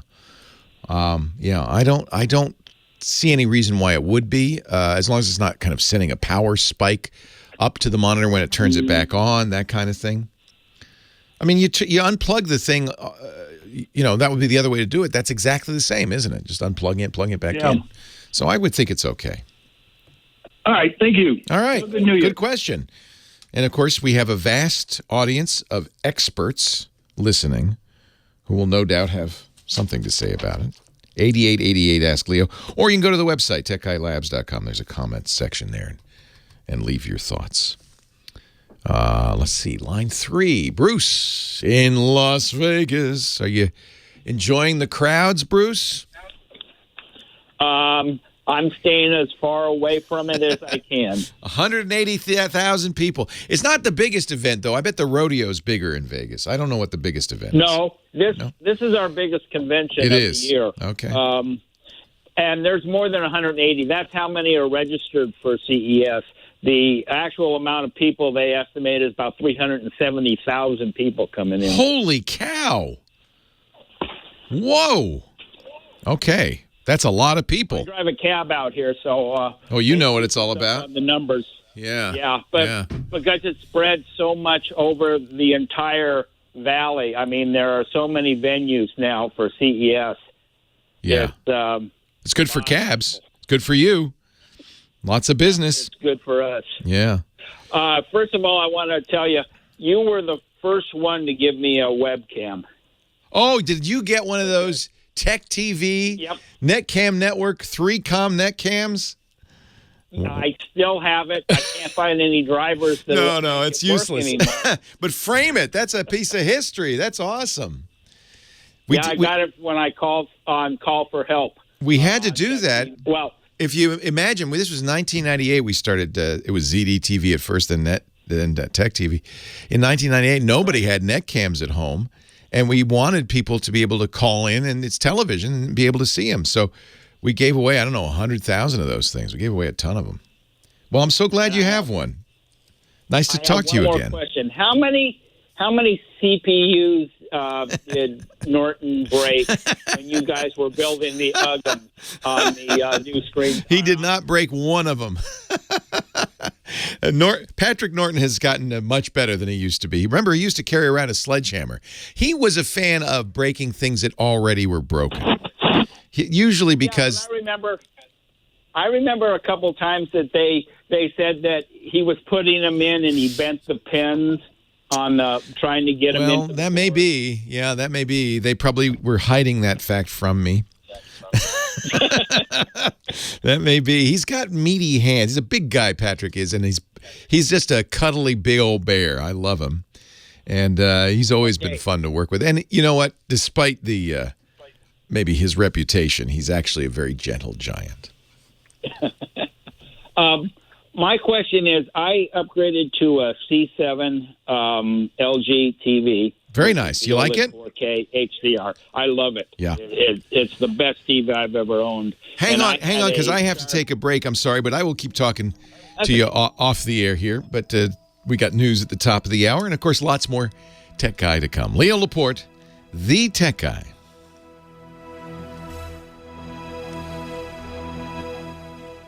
Sorry about that, but that's okay. Network time waits for no man. Well, I'll tell you what, I had a Sharp Elite before I had that because of you and Scott. Another great TV, yeah. Except for that within 6 months after I bought it, they quit. I know, they stopped making them. We never got anything on it after that. It was horrible. Oh, that's sad. My question is, I have a older generation Apple TV. I don't have the 4K one that they have now. Okay. Would it be advantageous for me to spend a little more money and buy one of the Mac Minis? What would I lose over Apple TV OS versus Mac OS? And that's a very interesting question. The Apple TVs, the current ones, the new ones, which are expensive, they're almost $200, do two things. They support UHD and they support high dynamic range, HDR. And one of the nice things about using an Apple TV is just automatic. You plug in the HDMI cable if you use a modern HDMI cable, and your TV, of course, supports UHD HDR. You'll get a great picture. The other thing it does that you may not care about is Dolby Atmos sound. And if you have, but you have to have the set of speakers, you have to have an AV receiver that supports it, all of that stuff. You may not care about that. I have all that. I have a 4K AVR that supports Atmos and all that stuff. Okay. So I would not get like Dolby Vision off of like the Netflix app or Amazon Prime, because that's mostly what I use. That is an interesting question. Yeah, Dolby Vision is the HDR that you want. Right. That is a great question. I have a Roku Ultra, and, you know, I get a lot of that stuff, but I do have some stuff that is on Apple, and probably something that you don't want to hear. I like listening or watching your podcast from the podcast network on the Apple because I can skip your commercials by telling Siri to, you know, fast forward 2 minutes. I wouldn't mind that. It's probably more than 2 minutes, but okay, I don't mind. That's fine. Yeah, well, no, sometimes it's up to 3.5 minutes. But I have learned your pace on some of the commercials. So you know exactly how long to skip. Fast forward to get to it. So I'm sorry for no need to. That's fine. I don't blame you. Time that I need to watch, you know, the stuff. Yeah, no, I don't blame you. I skip commercials on when I'm watching the NFL. Sometimes I'll get ahead and I'll just skip the commercials. So I'm looking at support in the Dolby page for Dolby Atmos and Dolby Vision. Mojave, the latest version of OS X, does not have Atmos or Dolby Vision support. Okay.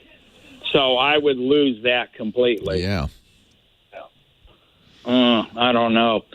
Because I thought that having a Mac Mini would, you know, give me full computer with a 1 terabyte SSD. Yeah. I could put movies on it and not have to worry about it streaming across network where I could actually play it. But if I can't get my HDR, which is the most important thing that I want, then it's not. Well, okay, so here's a thought. If you ran Plex, which you would want to do on your Mac Mini, I think Plex does support HDR. So yeah, but that means most of my content is coming from Netflix and Amazon Prime for my 4K stuff. Yeah, streaming might not work, but the fact that the Plex will support it tells me that you could probably use some software to play back. Well, but Netflix, you have to play back through the Netflix app. So that's an interesting question. Just because there's not native support in the OS, I'm learning, doesn't mean that an app can't support it. Well, that's what I'm asking because I can, if I really want to, go to the web OS on the TV and use Netflix, but they do not have Prime on that. Yeah. My Prime has to be played off of my Roku to get the 4K HDR. It's a really interesting question. Can I stream Netflix in Dolby Vision? You'll need a smart TV, 4K Netflix plan, 25 megabits. What they don't say is if it works on the Mac, which TV supports, what do devices support streaming? Apple 4K TV. They don't say any computers, actually. Yeah, see, that's what I was worried about. I didn't know what I was going to lose between the Apple OS on the... So software could, in theory, decode it and send it out. You know, it's HDMI 2.2. You'd be able to send it out.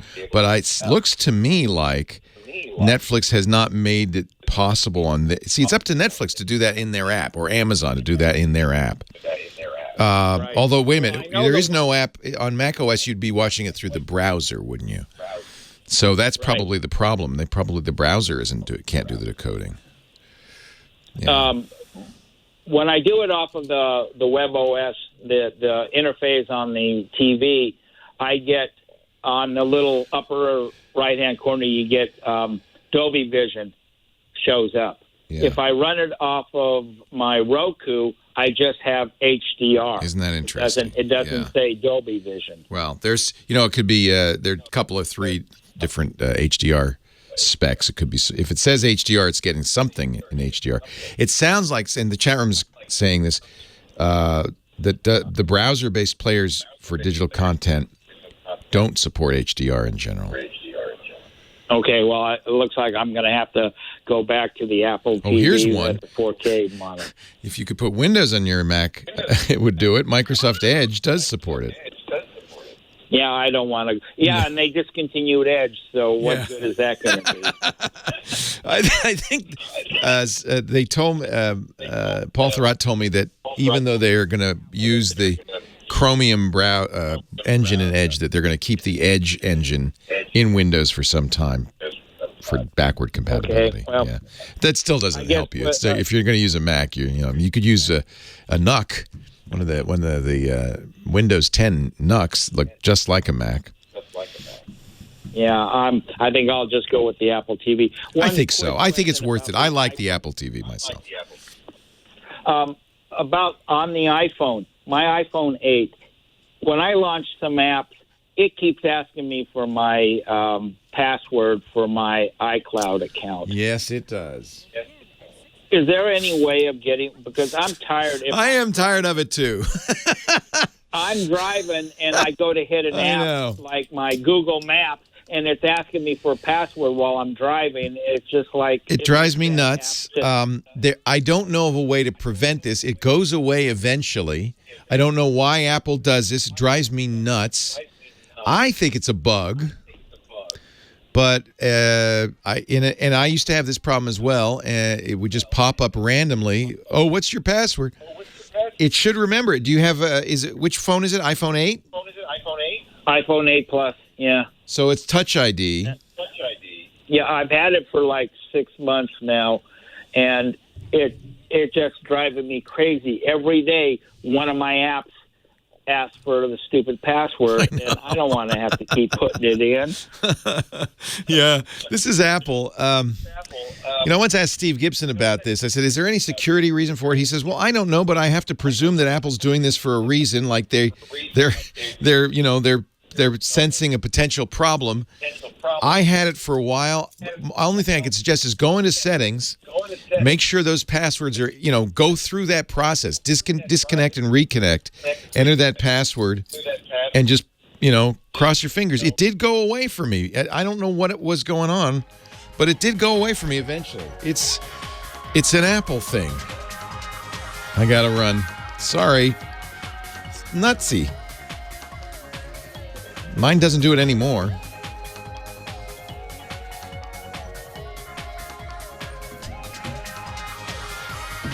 Well, hey, how are you today? Leo Laporte, the tech guy. Time to talk computers, the internet, home theater, digital photography. We talk about smartphones. We talk about smartwatches. We talk about anything with a chip in it. 8888 Ask Leo is my number. If you have a question, a comment, a suggestion, you want to talk high tech, I am here for you, my friends. 888-827-5536. Often during a question, we'll mention websites or products, and you don't have to write that stuff down. I put it up on the, actually, I have great people like James DeRuvo, puts it up on the website. He's writing as I'm talking, and you'll find that at techguylabs.com, and that's free. There's no sign up. You just can go there and browse. And it's also a good place to go if you find yourself yelling at me. Leo, that's a terrible answer. There's a better way. Or, what are you talking about? Or any number of things that irritate you. No need to yell at me. You can go, I can't hear you. Go to techguylabs.com and you can leave a comment on any question. We divide the website up into shows. This is episode 1555. And then each show is divided up into hours. And then each hour is divided up into questions. You can usually drill right down to the question and leave a comment there. There's a better way to do this. And that's great. I love it when you do that. That website gets more and more valuable every time you do it. So thank you. techguylabs.com. Line 1 is Tom in Orange County, California. Hello, Tom. Hey, Leo. Thanks for taking my call. I wanted to upgrade and replace all my Wi-Fi, and I went with an Eero system. Okay. And went smoothly. I installed everything, went great, except that when I tried to get the internet access, it had a conflict. So I used my IP scanner and found that the Eeros had changed the third octet to 7 instead of 1, or what I have my network set So at. you had some devices set for static IP addresses. I do. Yeah. I have a. So that's going to inevitably cause a problem, but there's a way around it.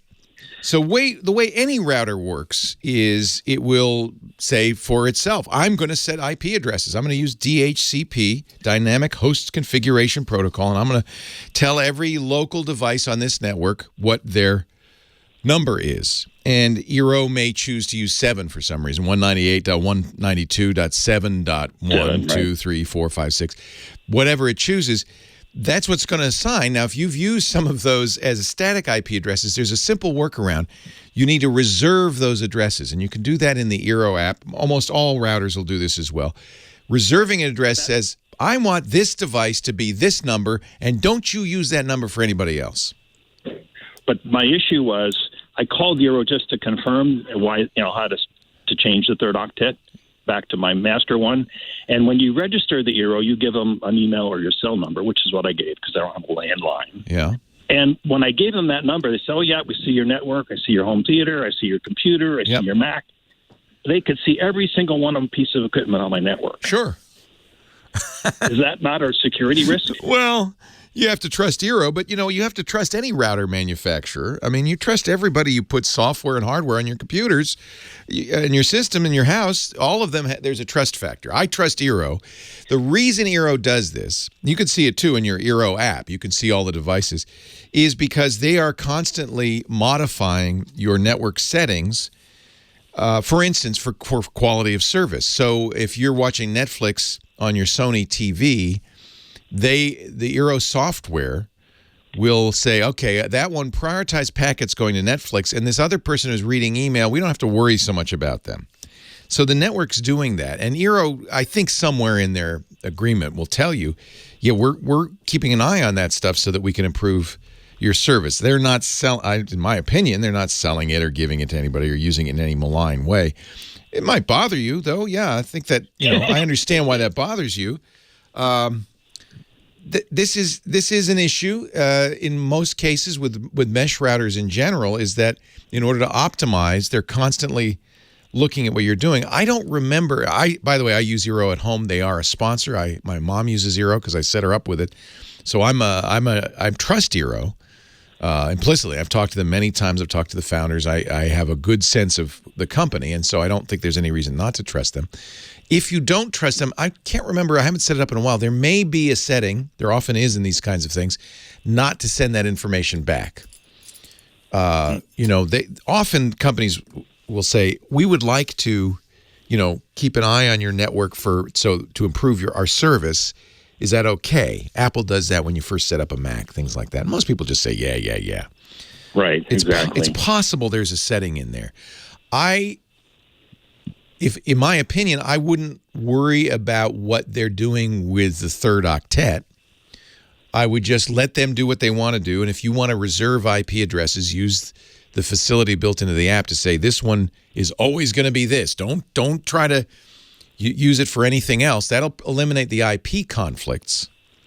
Yeah, I did change the third octet to my system. So that's not a big deal. Everything worked. It was a simple, easy fix. Everything works great. The product was fabulous. It is part of the deal, I think, with these mesh routers, that they know more about your network than you might be comfortable with. If you're not comfortable with it, the first thing I would do is either ask them or look through the settings to see if there's a way to turn that off. I drive a Tesla. If something goes wrong with the Tesla, I've called them. And I said, hey, it went backwards when it should have gone forwards. They say, well, no, let me look at the log. Oh, no, you pressed the accelerator pedal. They know everything I do. This is kind of part of the modern world. If you don't want that, I think it's completely reasonable to say, I don't want it. If they don't let you turn that off, then I'd send the Eero back and say, I'm going to use an Asus instead. Yeah, I went with the Cisco commercial. There you go. There you go. System.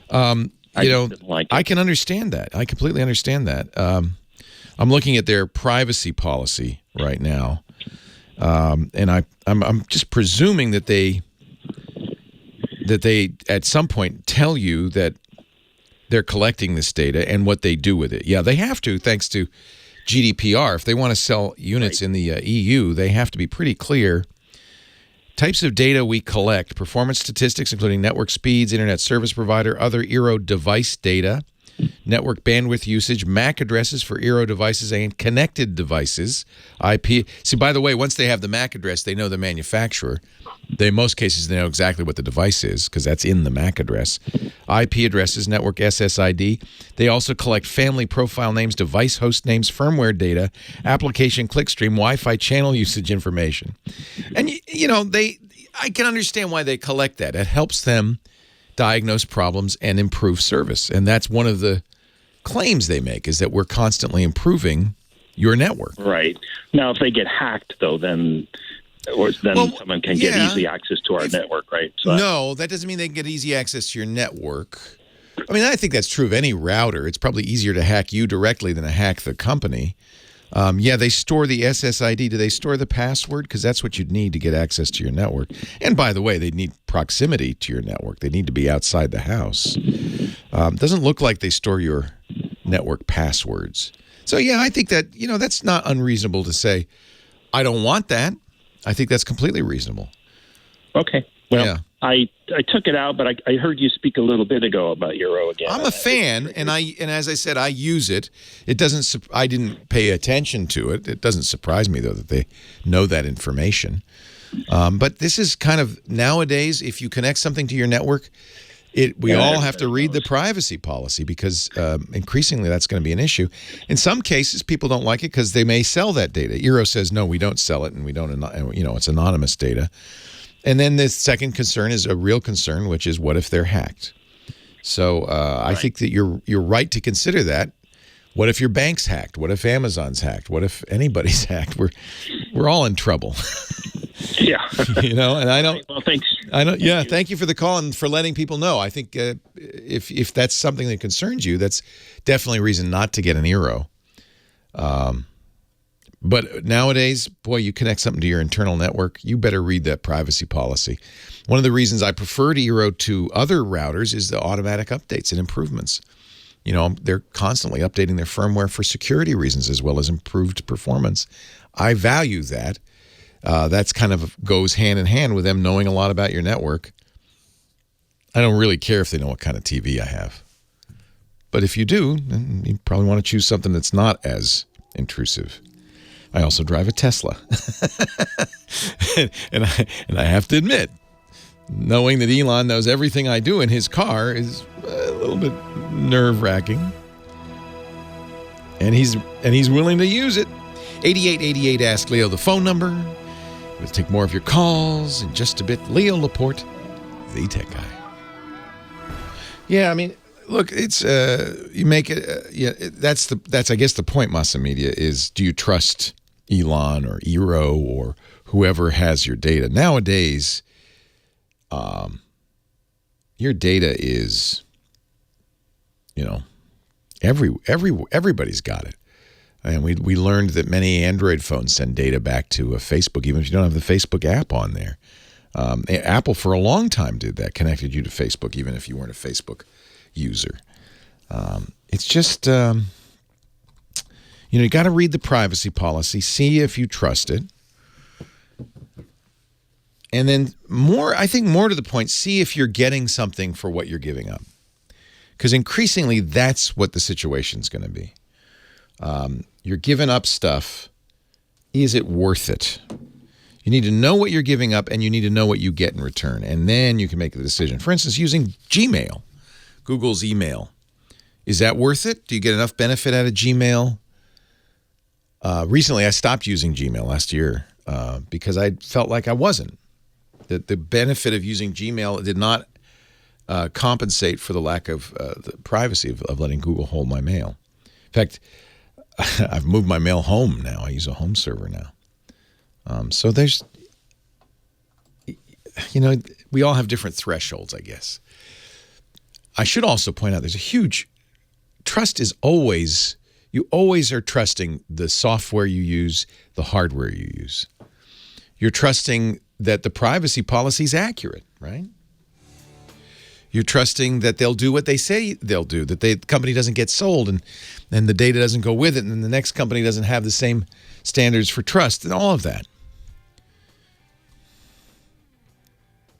We act as if we can control this stuff. I don't honestly think we can, any more than you can control the driver coming at you in the other lane and prevent him from running into you. You drive down the street, you're trusting that the drivers coming the other way aren't going to plow into you and kill you. That's life. That's the civilized world. There's a lot of trust at all times. That's the civilized world. And I think we kind of background that and forget about it. And then pick and choose, I don't trust that they know my MAC addresses. But it's really a much more global problem than that. And I don't know what the answer is. I mean, I don't think in a civilized world you can operate without trusting the people around you. You just can't.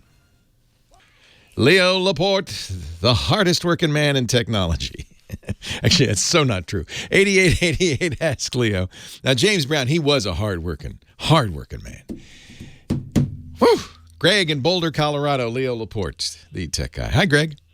Hey, Happy New Year, Leo. How are you? Happy New Year. Thank you. I'm well.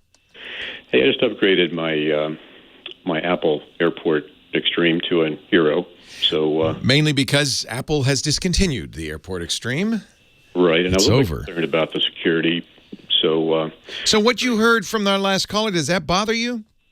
No, not really. I trust him. I think, as you say, as you were just were saying at the break, I think it's something we have to live with in the world of technology today. Yeah, I mean, when you put programs on your computer, when you buy a computer, this is coming up lately because of warnings from the U.S. government not to trust Chinese manufacturers like Huawei and ZTE. And yet, every computer you buy, I'm sitting in front of a Lenovo, not only owned by a Chinese company, but made in China. There's a certain amount of trust. Everything in my life is on this computer. I hope they're not exfiltrating that. But then you also have to kind of weigh, well, so what if they were? What would they get? Exactly. So this is something everybody has to decide for themselves, but it is part of modern life that we are giving up huge swaths of information about ourselves. Certainly have to be cautious about it. Yeah, it's prudent. My point, and I did make this off the air, I should probably make it on the air, is I think we have the right and we should know exactly what we're giving up, and that's why it's important to read those privacy policies. And people need to be held accountable. There need to be, it needs to be a penalty if they break that policy. There needs to be fines and jail time. That's another part of it. There has to be serious consequences to not living up to your privacy policy. But if we can trust the privacy policy, then we read it, we know what we're giving up, and we have to decide, and this is an individual decision, if what we're getting from our Eero router or Google Mail or whatever it is, if what we're getting is worth what we're giving up. But you can't make that decision, that informed decision, unless you know what you're giving up. So read those privacy policies. Yeah, I think ultimately the market and society will hold them accountable.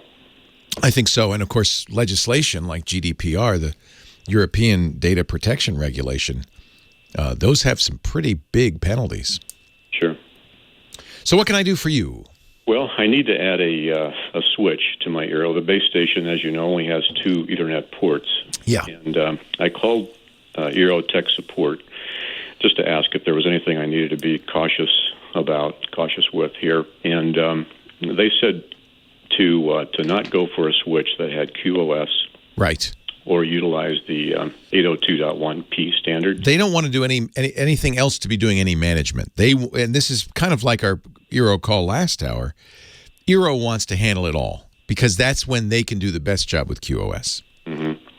So as I've investigated switches, it's a little difficult to find a switch and then manage switch that doesn't offer that. Matter of fact, they market switches with those. I know. Advantageous. So the name switch implies managed. So in the old days, we used to get hubs, which had no management at all. They were just passive devices.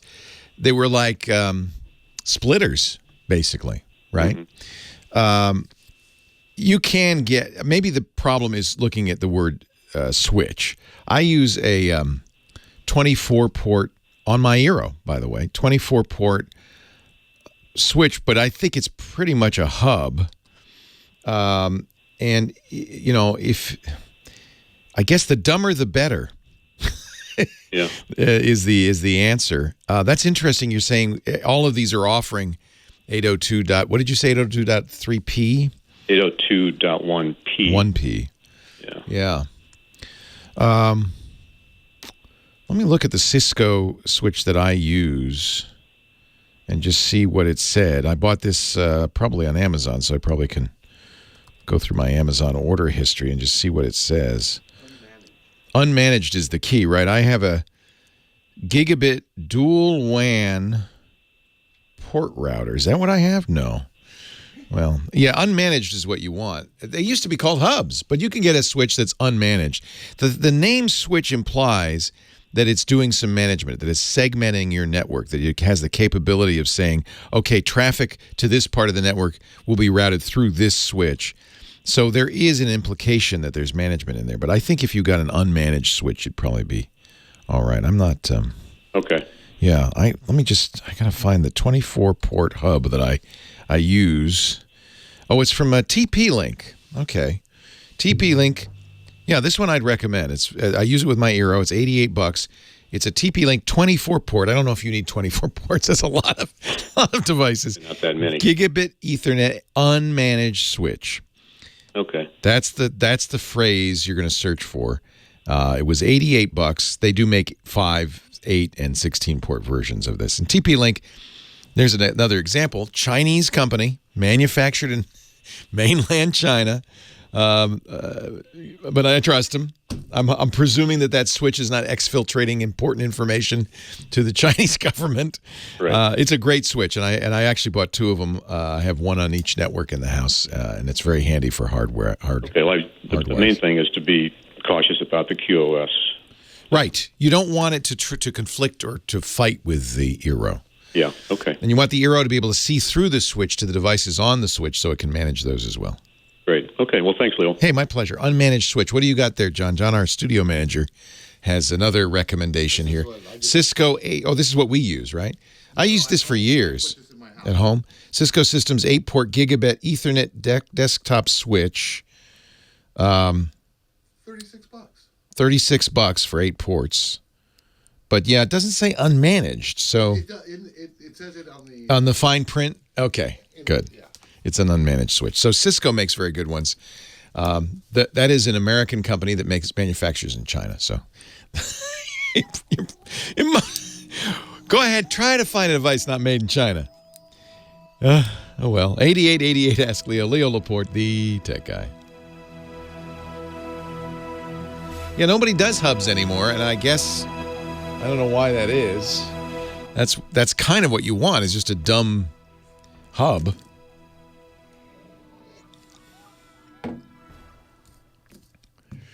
It's still coming from China. That's why supply chain security is such a big deal. But we don't have it. So at Cisco, it calls it unmanaged. Right. So that's the word you want, is unmanaged. Yeah. There's a whole series. Don't manage me, man. Yeah, I like this 24-port. I bought 20. I never use all 24 ports, but I figured, well, it's good to have. I don't put mine into the Eero, though. I put it, it comes off of, because unfortunately on my business class Comcast, I have you can't not use Comcast's router. So the Eero has to be in bridged mode. Actually, that's the Plume. The Plume's on that. That's in bridge mode. And then the Eero. Which one's your switch on? It's so the Comcast. It's on the Comcast business class.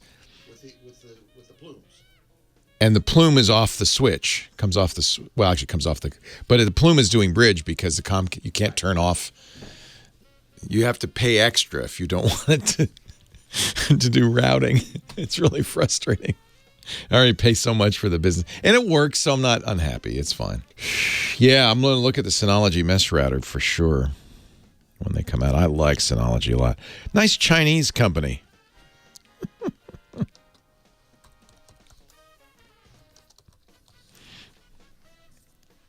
Oh, it's out. The MR2200AC. Mesh Wi-Fi router.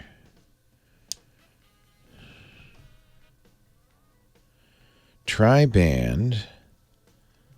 Easy setup, remote management. Yeah. Comprehensive partial, predominant, safe. I'm so happy with Euro Plus. I don't really want to change. Single Wi-Fi name, seamless roaming. So, but what is it? Do they sell? It just has one thing. Do they sell other units? This looks pretty good.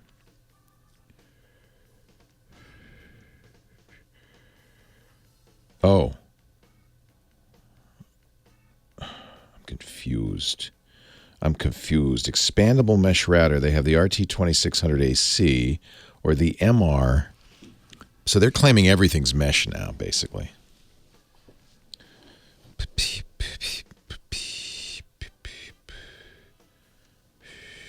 But what's the do they have other units? It's a single unit. You just buy more than one? Yeah, you can buy a different modem. But if you do that,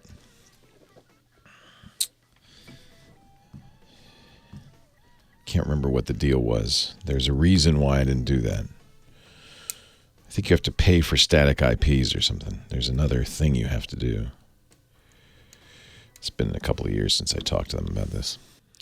Leo Laporte, the tech guy. Line 2, Cindy Temecula. Hello, Cindy. Thanks for hanging on. Hi. Hey. Hi. I had a question about the Galaxy Note 9. Oh, I love my Note. I'm looking at one right now. Okay, go ahead. Well, I've noticed when I'm listening to music and, on the speakers are stereo. Boy, the speaker quality is great. I mean, I really love it. But every once in a while, I hear a change in the volume or the sound from the speakers, almost like it's flipping back and forth between stereo and mono, or that maybe one of the speakers is clicking off or on. So I was just wondering if there's any feedback, if you've heard any issues so far with the speaker. So when you talk about speakers, you're not talking about the speakers on the phone. You're sending the phone sound to some other speakers. Is that what you're doing? No, the speakers on the phone. Speakers on the phone. Oh, okay. Yeah, I'll be listening to. I don't need to send it to anything. I listen to great music at night when I go to sleep. I put it on the nightstand by my bed and just use the phone. Nice. And I'll listen to it, and all of a sudden it'll sound like one of the speakers and what goes in and out. But it's only happened 2 or 3 times. Make sure that the phone is in Do Not Disturb mode. You probably want to do that at night anyway, because any notifications that come in and make sounds will disrupt the sound from the speakers. Okay, that's a possibility. Yeah, so, you can put it into, I just have Do Not Disturb set up for bedtime, 10 p.m., and then I have it turn off around 7 a.m., and that way I don't want any notifications anyway while I'm asleep. And the Do Not Disturb has some nice features. You can, you could say, well, if somebody on my contacts list calls, let them through, or, if somebody calls twice, then let them through. And so you can decide how draconian you want to be in your Do Not Disturb. I don't want anything. I don't care if it's an emergency. I don't want to hear anything. So I turn off all sounds, and I would think that would help with the speakers. Give that a try. I have not heard of other issues. It's not unusual. I mean, every time a new Android phone comes out from Samsung or Google or anybody else, you'll hear about people say, "Oh, the speakers are the latest Pixel 3 phone. Oh, they distorted high volumes." I agree with you. I think the Samsung phones are quite good. And the speakers are quite I love good. the speaker quality. Yeah. It's awesome. Now, when you do stereo, what does it come out of the front and then the bottom? Is that how it's working? No, it's one on each end. Oh. So I can lay it long ways at the head of my bed, and I'm getting stereo. It's really great. How nice. And I have another thing, question about iHeartRadio. Yes. I love iHeartRadio. That's how I'm listening to you right now. That's but on nice. the Galaxy Thank you. Note 9, I can't close it. I'll go into close all my applications, close everything, and it won't close. And I have to actually power the phone down. What? You can't. Yeah, What? I'll go to close all my applications, and then I'll push the button to clear, and that says you have no open application. Oh, that's interesting. So when you press and hold the recents button and you see all of the different apps that are open, you can't click that X to have it go away. It won't go away. It's already gone. It's already gone. Oh, all right. So what that is, and that's not, a number of other applications will do that as well. It keeps something running in the background that you can't manually close. And I wouldn't worry about that. Okay. That's just all right. that's just there to. Annoying. Yeah, it is annoying. Where do you see it? How do you know it's there? Because I hear it. Oh, it's actually playing music? Yeah, it's actually playing. Oh, well, that is annoying. Well, I guess you could open the iHeartRadio app and press the pause button. Does that work? Yeah.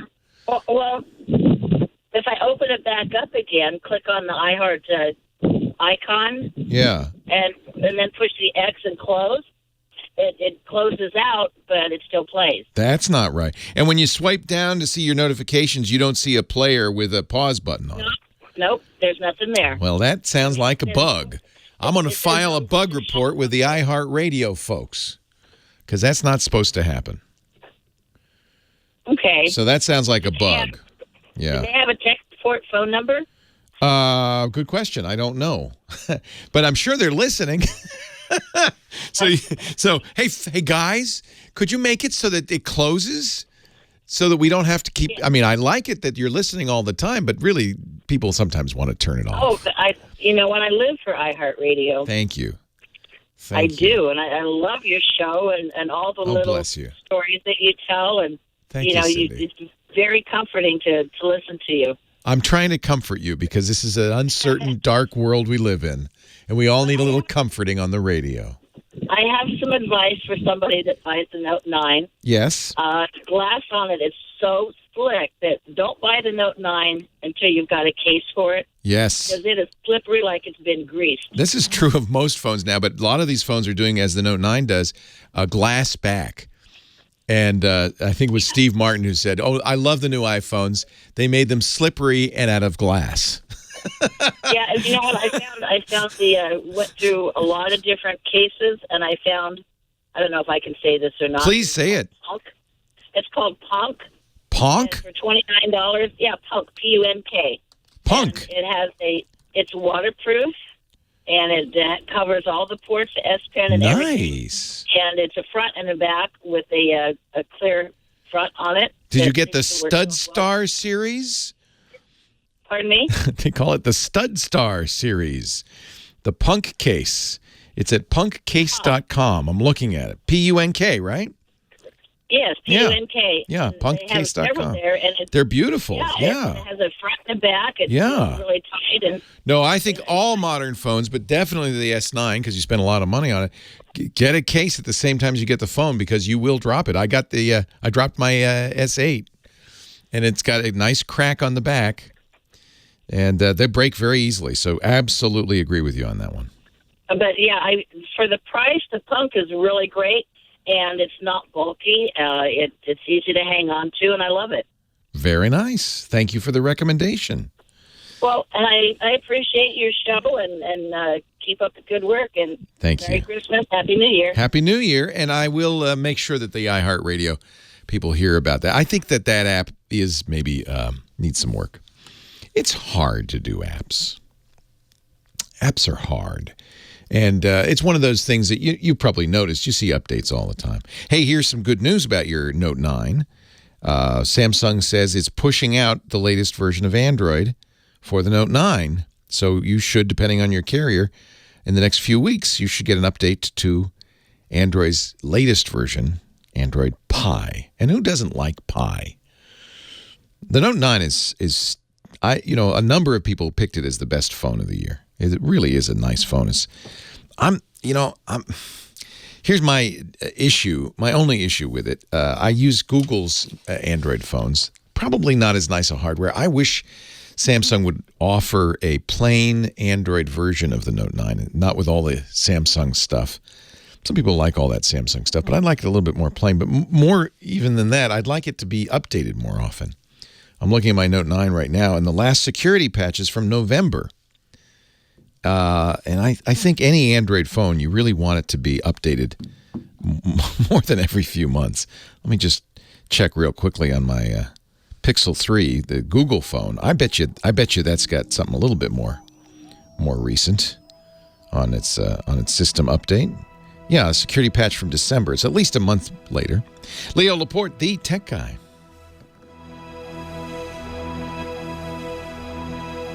Yeah, that's December. I imagine we'll get a security patch for January soon. I guess a month off isn't too bad. At least they do the updates, right? I mean, that's important. Leo Laporte, the tech guy. 8888 to ask Leo, the phone number. Oh, last segment of the weekend. No, that makes me sad. We'll have lots next weekend about CES. I'm not going. That is a privilege accorded to senior members of the technology press corps. We don't have to go anymore.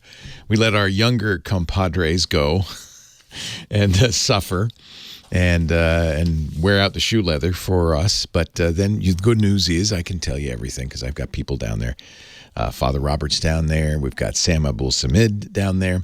Our home theater geek, Scott Wilkinson's there. They're wearing out the shoe leather so that I don't have to. And we will tell you everything there is to see from the big Consumer Electronics Show, which starts Tuesday in Las Vegas. That'll be next week on the Tech Guy Show. Micah in Maine. Hey, Micah, good to hear from you. Good to talk to you as always, Leo. I got a problem, but I know you can solve it. I hope so. I hope so. I have no doubt. You know, I'm involved in a couple of podcasts, as I've told you about before. Including on the air. The Airplane Geeks podcast. I love that show, yeah. And also the Airline Pilot Guy podcast. Yep. And this one in particular is for the Plain Talking UK podcast. PLANE. PLANE. Hey, did you guys talk about the Gatwick drone incident? We sure did, and there's a lot of conversation about that because really at this point they don't even know if there was a drone. There weren't even any drones. They arrested a couple, and of course they've released them because they didn't have anything to do with it because, as it turns out, there's no evidence there were any drones. It's sad to say that couple, even though they were wrongly accused, now have been forced to move out of their house because they, people are throwing stuff at them. The police ruined Christmas for these people, ruined their lives, and they didn't do anything.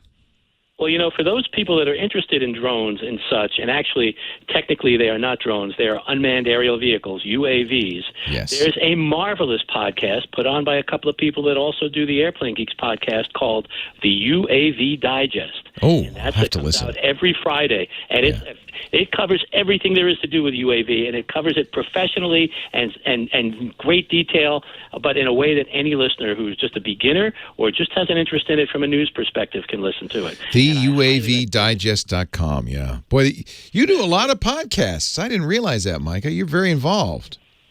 Try to be. Yeah. And here's my problem right now. For the first time, I was asked to do a piece for a podcast that also includes video. Now, I have my ATR 2100 mic, and it's great. And I also have a Microsoft LifeCam that's okay. Yeah. But I'm using Windows 7, and I have no idea what I can use to record where I can use my good mic and get a decent video onto that and make a recording for them where for some reason they want to see me. And I don't know why, because I got to tell you, I look much better on the radio than I do on video. Honestly, the best thing to do is not even to try to do it on the PC, but get a little tripod for your smartphone. You've got a better camera in there. Your Audio-Technica microphone probably has a suitable cable that can go into the smartphone as a recording device. I use IO. I have an iPhone 6s, and I certainly have a connector so I can go USB. Yeah, that's the best way to do it. But I'm not sure what app to use to record video on the smartphone. So you're going to use an iPhone. It's going to be an iPhone. Yeah, there are a number of as one might expect, the iPhone has a ton of really good video apps. I think Apple's Clips app or their iMovie app both would probably do a very good job. And they would give you the editing capability built in. But there are also a lot of third-party apps for video recording on an iPhone. I mean, it's one of the things the iPhone does really, really well. And frankly, I think the iPhone camera is better than any net cam you could get. The only trick is you need something to put that iPhone on for the recording. That's not a problem. I've got that. Not a big deal Good. at all. Yeah. Gorilla Pod, something like that. Yeah. Yep. So that'll be great. And yeah, if iMovie will work once I plug in my my ATR 2100 mic, then that's no problem. As long as it picks that up, that's fine. I'm happy to use it. But I just had no idea what app to use because that's a good question. I don't do video. That's a very good question. Of course, your camera app will do it as well. I mean, that's kind of built in. I'd probably just start with that. You'll get great video. You'll get great audio. The camera app will hear the audio from your mic if it's connected properly to the Lightning port. There are many, many programs. But often this is the case where something is hiding in plain sight, right? It's right in front of our nose. You already have. This is one of the reasons why there's no more flip cams. There's barely any camcorders left. Even point-and-shoot camera are dying as a category because we all have in our pocket the best camera ever, a video camera and a still camera. And I would just use the camera app. You're not streaming, so you can record it to the iPhone. And then iPhone, edit it in iMovie or edit it in Apple's Clips app, which is pretty cool. Apple's funny. They made a big deal about Clips when it came out. And I haven't heard a word about it since. They're just funny that way. They, again, it's something that's great. Doesn't come on the phone, but it's free to download from the iTunes store, and it's excellent. Just use the camera app, Micah. Record yourself, edit it in iMovie or Clips, put titles on it. You can upload it to YouTube or send them the video file. Everybody will be happy. And as somebody in the chat room is saying, the most important thing is the content anyway. But I have to say, and this is as a longtime podcaster, if it's hard to listen to or hard to watch, that makes it a little bit less desirable, even if the content is great. Chris, Lakewood, California. I think you're going to be the last call of the day. Hi, Chris. Hi, Leo. Thank you very much. Thanks for calling. What can I do for you? Yeah. I work online all day. My business is online. I'm a professional proofreader. Oh. And I need, And I work in advertising. And my clients I work with are ad agencies, and they need the work done ASAP. And I need to send it back as quick as I can, too. And my cable company has all these different offers, like 100 Mbps up to 400. Yeah. If I get the 400, will my computer be faster than the 100 Mbps? Yeah, but probably not appreciably. The first thing is the big number that you see is the download speed. So that's how fast you can get files, but not how fast you can send them. There's a second number, which is often in fine print. That's the upload speed. And that, for you, is probably more important because even 100 megabits or 50 megabits, these are text files you're proofreading, or are they images? Oh, the PDF files. PDF. So they can be pretty heavy. They can be pretty big. But still, they're not going to be so big that you can't download them in a matter of seconds. Upload, though, is often different. You'll see a lot of companies that give you 25 megabits or 50 megabits, that's million bits per second. And then in the little print, and 1 megabit up. That's not very fast. So look at I don't think you need to spend a lot of money on bandwidth. I think that even 50 megabits is plenty. I mean, let's say you have a 100 megabyte file to download. 50 megabits is 5 megabytes a second. It would take you 20 seconds to download that 100 megabyte file. So the download speed's not as big a deal. 20 seconds, that's pretty quick. But if the upload speed is 1/50 of that, that means, all of a sudden, it's going to take you 20 minutes to upload it. That's not good. So look at the upload speed. And generally, it's considerably smaller than the download speed. I think, depending on the size of the files, the bigger this number, the better. 5 megabits, 10 megabits. 10 is a lot. Most services don't go above 10. That's what you're going to want, and that's what you're going to pay for, and it's up to you whether it's worth it. Hey, thank you, everybody, for joining me. Thanks to Big Pee-wee for our music. Thanks to Kim Schaffer for answering the phones. Thanks to you for listening. Leo Laporte, the Tech Guy. Well, that's it for the Tech Guy Show for today. Thank you so much for being here.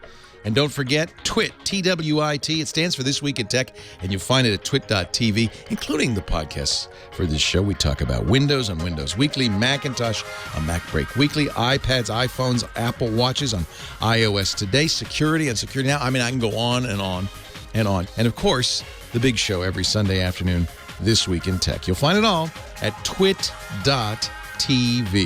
And I'll be back next week with another great Tech Guys show. Thanks for joining me. We'll see you next time.